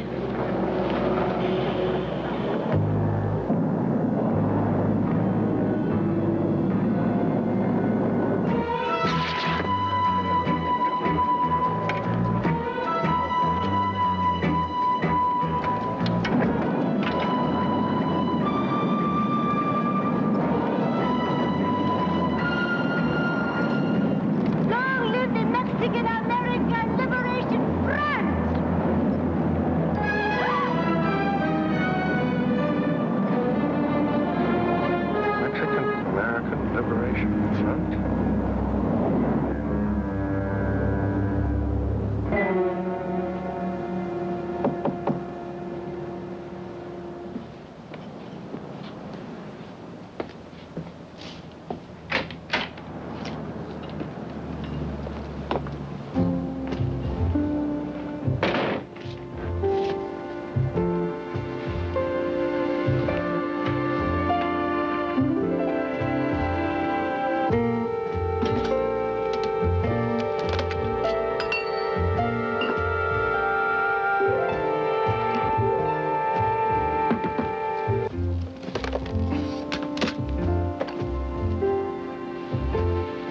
Thank you, Charles.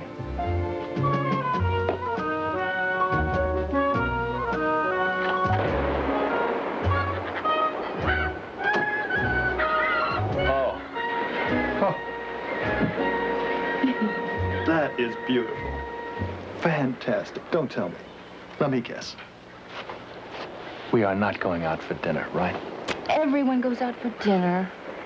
I thought we'd have a picnic here by the sea. Oh, really? I thought we were supposed to have a business meeting about that missing tanker of yours.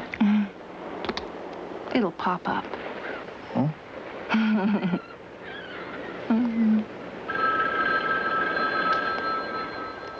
Wait a minute. Speak swiftly. Maggie, listen, you heard what? On the radio? Are you sure? On the plane from San Francisco? Yeah, okay, Maggie.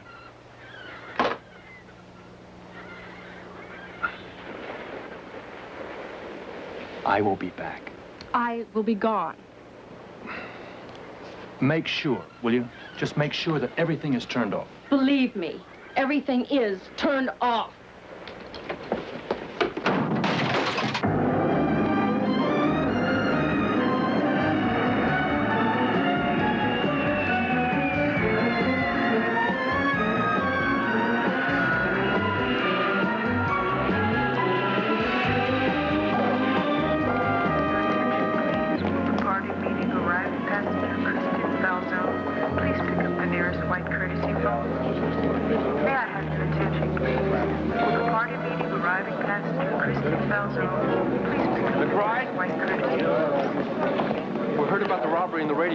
What, did they get all of it? Yeah, all of it.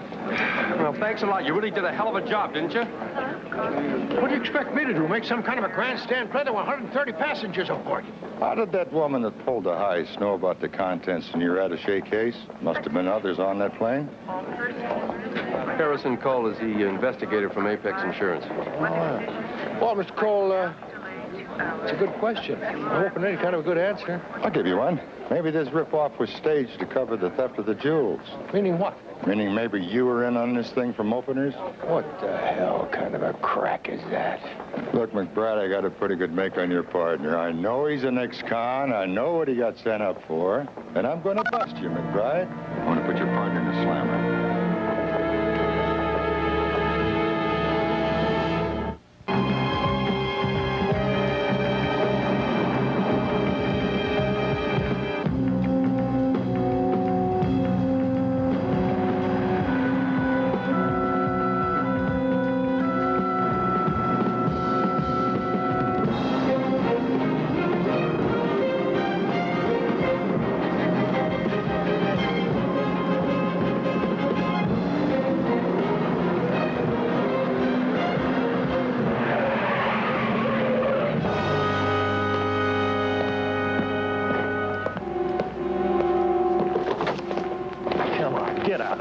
Something I can do for you?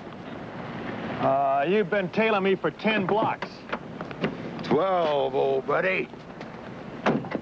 12. Would you mind telling me what this is all about?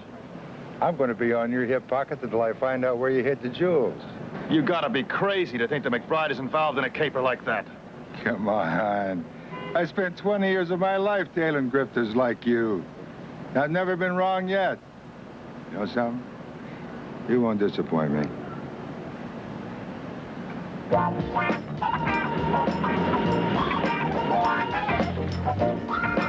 Jason Sloan? Pete Ryan. Hi, yeah, Daphne said you might be dropping by. Any place we can talk? Well, my apartment's upstairs, but anything I've got to say about Kelso won't be that private.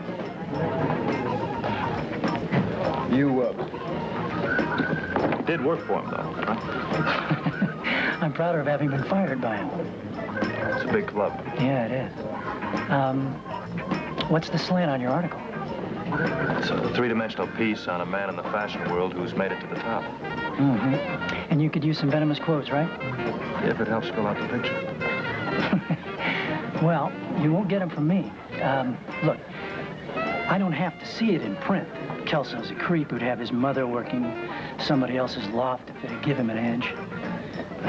Sure, he used me, but it's the best break I've ever had. Look around.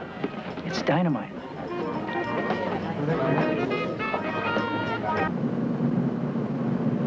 Yeah, the Mexican-American Liberation League. Not a thing? Okay, thanks, Vince. I shouldn't have expected it. I ran a make on that organization. Doesn't exist. The name the woman used to board the plane? The fake. What'd you come up with? Well, if I can trust what I heard, a rat big enough to saddle some client we picked, Mac. You want the bottom line? We've been had. Kelso. Yeah, you keep telling me that. It figures. Now, let me throw it at you again. Look, Kelso has had 2 disastrous seasons in a row. He's up to his navel in debt. In order to bail himself out, what does he do? To bail out, he buys a $500,000 insurance policy, pays off Pindar. Now he's engaged in peddling the jewels that he stole. And since then, Cole's been tailing me all over town. Oh, to pin anything on you, Kelso's got to plant some jewels on you. He can't. Oh, really? Well, if he was able to hire a female hijacker, he could certainly hire a second-story man. That figures, doesn't it? All right, how long do I have to wait, Cole? Can't expect your money that fast, Kelso. Playing that size takes time. Look, I laid out a bundle for that policy. My show opens in a week. Now, it's the money or the jewels. Take your pick. What you're asking is impossible. Why is it impossible? Don't you ever lay your hands on me again. Now, I want those jewels as bad as you do. But until we get to the bottom of this thing, we're going to be patient. 10 Cascades, 12 Indian braids. Thank you very much, sir. Hey, Pete. How are you? Felix, what do you say? Ah, you know, same old thing. Tell me, what are the Indian braids passing for this week? Hot TV sets, minks? Hey, come on. You know, it's been a slow week. Me, Charlie the Creep, Polyakov, everybody wants stolen merchandise for cost. And the overhead is killing you, right? Well, you know, my landlord is a gonif. Oh, you got the same one, huh? Still. Look, I need some information. Well, now, how bad do you need? Very bad. What do you know about the Pindar caper? Hey, now, wait a minute, Pete. That stuff that came out of the Pindar showcase, that's too hot. Wait a second. Just a minute. You mean someone came in here with the Pindar bundle? I didn't say that. They didn't come to me. It came to Polyakov. Yeah? Tell me. Well, was a lady. Good looking. Chicano. When? Today. This morning early. I don't remember exactly when. What happened? Well, she passed. I guess what Polly offered her was too low. But, you know, I think he was crazy to offer anything. It must have given him a heartburn. Hey, that ruby was as big as a doorknob. Felix, I want you to do me a favor. Call this number.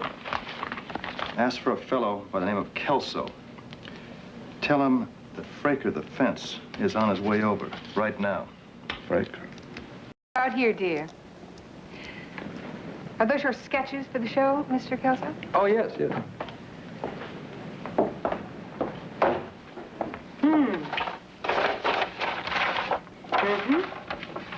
Well, what's the matter? Don't you like them? Or? Oh, they're sensational, Mr. Kelso. I can see I'm in the presence of genius. Only that good? Oh,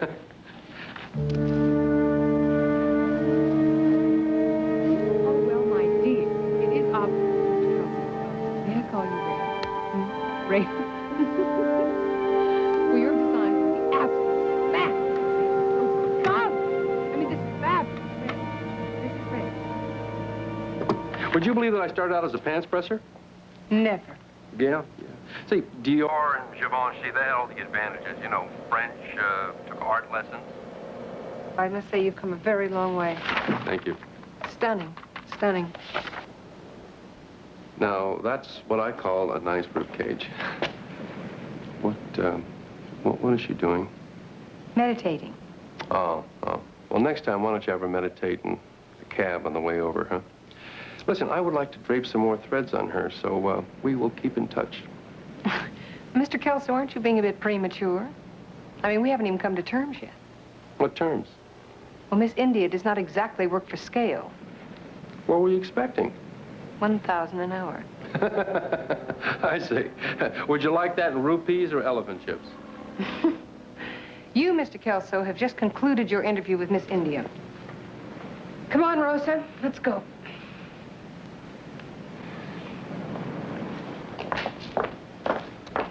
Hey, wait a minute. That's my bikini she's wearing. Well, fine. We'll mail it back to you in a thin envelope. Collect!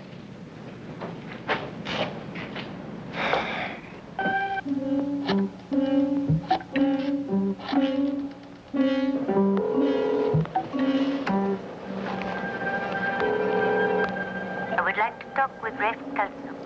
Can I tell him who's calling? Someone who can tell him about the jewels. Who am I talking to? Oh, is that as important as the jewels? What do you know about him? Enough so that you can get them back. But it has got to be like this. You be alone. There's an empty lot in Culver City. Corner of Alameda and Venice. When? In 1 hour. But like I said, you be alone. Or else forget it.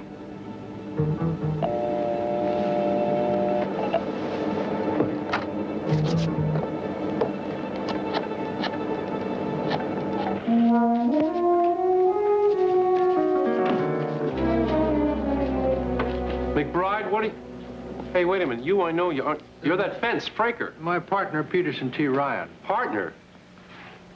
You're a hard man to get in touch with. McBride, I told you on the phone we've got nothing to talk about, okay? Will you take 10 minutes, sweetheart? We'll call you. Yeah, go ahead.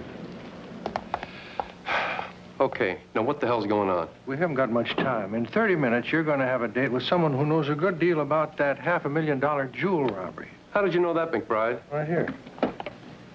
Huh? Miss India? Mm-hmm. Okay, what are you guys, CIA or something? We think you're clean, Kelso, but try to prove that to Cole. What's Cole got to do with this? We got a theory that Cole thinks that we're all in cahoots together. He thinks I set up this whole thing with you two? Look. We're wasting our time. Here's the plan. I need your car. Give me the keys. Why? Because tonight, Peterson T. Ryan has the dubious pleasure of impersonating Rafe Kelso. That's why. Oh, sure. So you can make contact with that broad on the phone and make your own deal for the jewels? Listen, you clown. I haven't been paid for that trip to San Francisco yet. My partner's about to bust his butt for you. You got the gall to accuse us of a dirty deal? Give him the keys.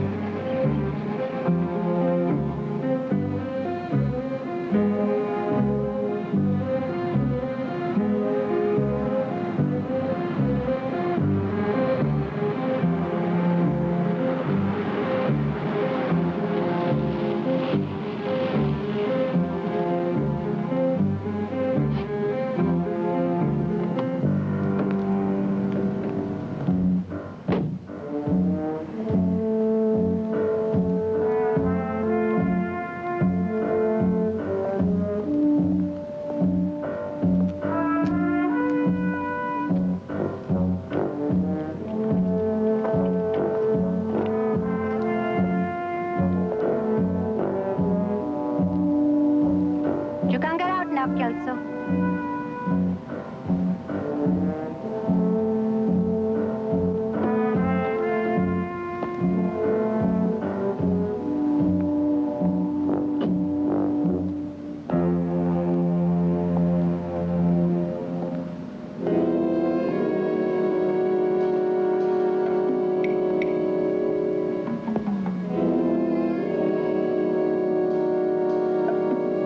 Hold it. You are not Kelso.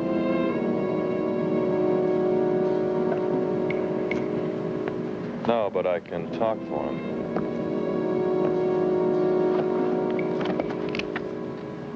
Get back in the car. I can use this, mister.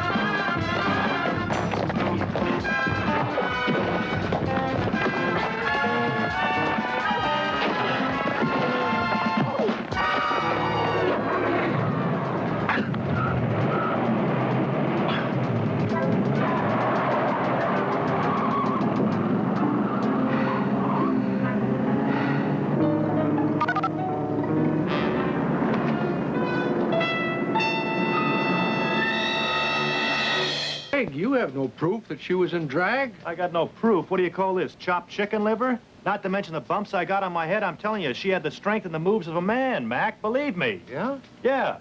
Wow.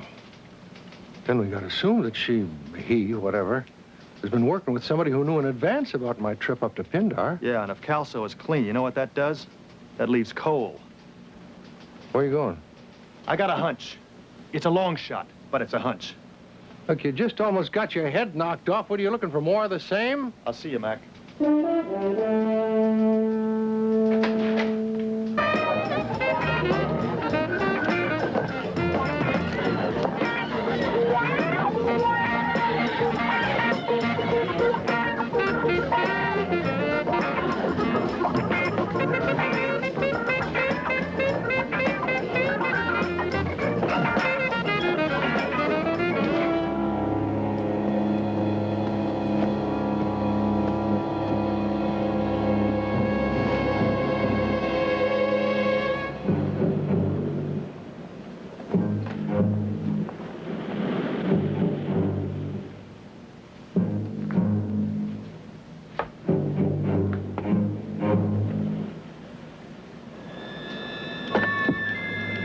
Lléveme al aeropuerto, por favor. ¿A qué hora parte el avión? ¿Para dónde voy?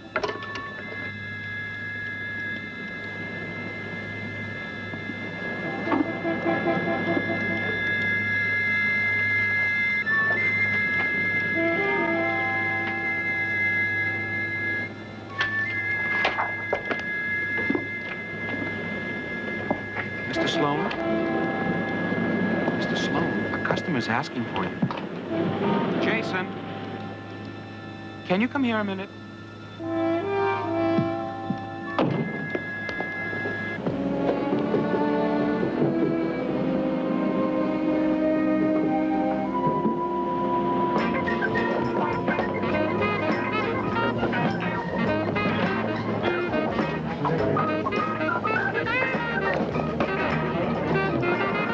Saying to me that Cole is no longer with Apex Insurance? They said he quit 2 months ago.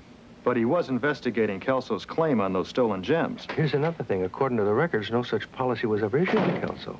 Mr. Ryan, I got the information you wanted on that shoulder patch.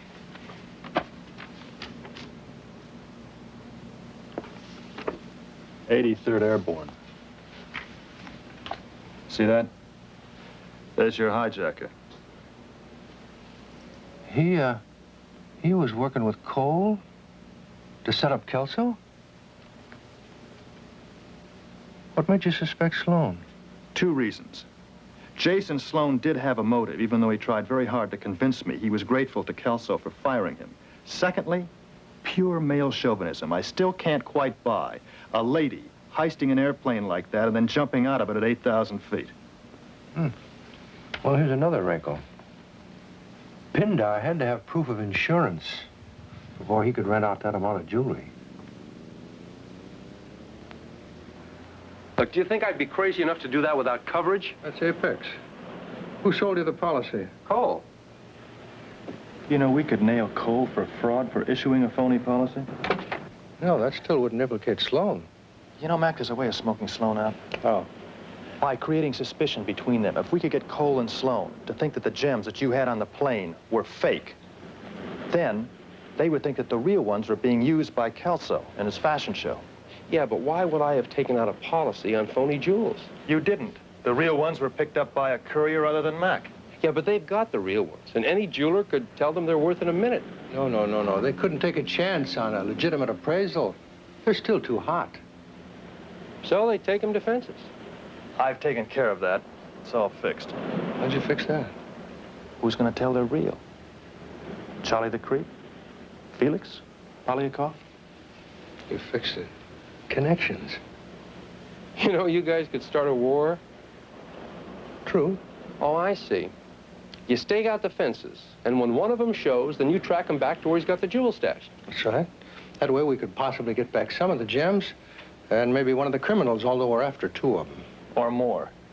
Now look, Kelso, it is your turn. What I want you to do is to get on the phone and float the rumor that the jewels that are going to be used are real. One call to Sylvia Bones, and it's all over town. Well, it's true. They're phony.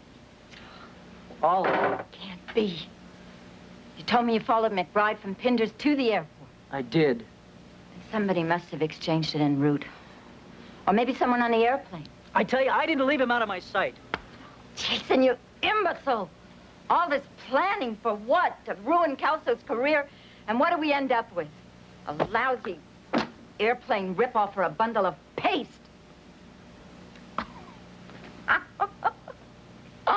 Oh, Kelso has used his own designs for the first time, and he's going to have the season of his career. Call off my show? Come on, you guys got to be nuts. You'll be a sitting duck, Kelso. And it's our hunch, since they couldn't stick you with the heist, that... Oh, so now they'll try blowing me away? It could happen. Oh, so we call the cops for protection. To tell them what? Somebody's out to murder you? When do the cops get into a crime before it's committed? Least you could do is hire an MC to take over the show for you. Yeah, you're right. Selma, find out who represents Bob Hope and tell him we want to give his client a break, huh? Yes, Mr. Kelso. See you guys.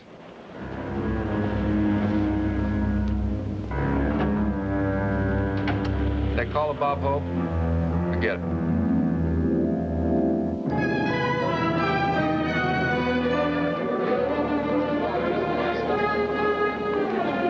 Sweetheart. Thank you. Okay? Do it for me? Huh? You know who's out there? You know how we need this? Okay. Show it big, okay, babe? Deep. Have a good time. Enjoy yourself. Do it for me. I hope you get everything you deserve. You know I will, sweetheart.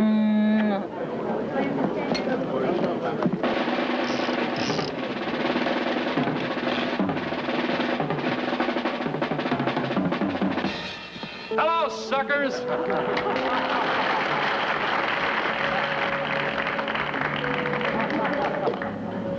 Like they say, let the buyer beware, because, Kinder, these prices aren't murder. But why not? These are Kelso creations.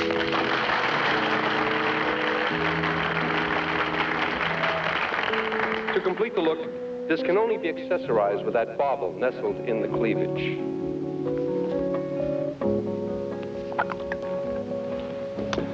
Eat your heart out, Givenchy.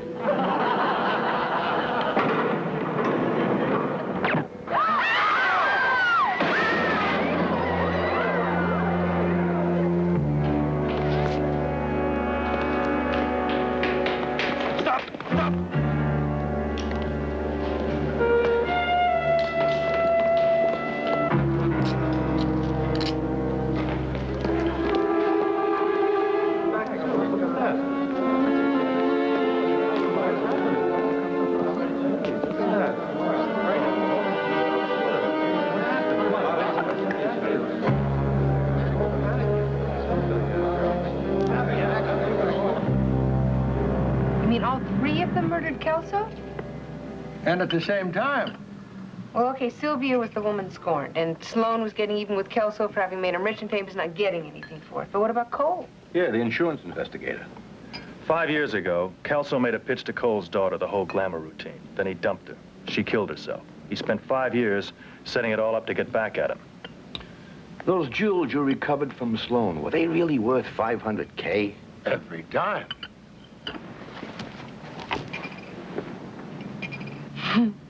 Oh, Mr. McBride, look, I booked you on that 2:40 flight to San Francisco. You better hurry.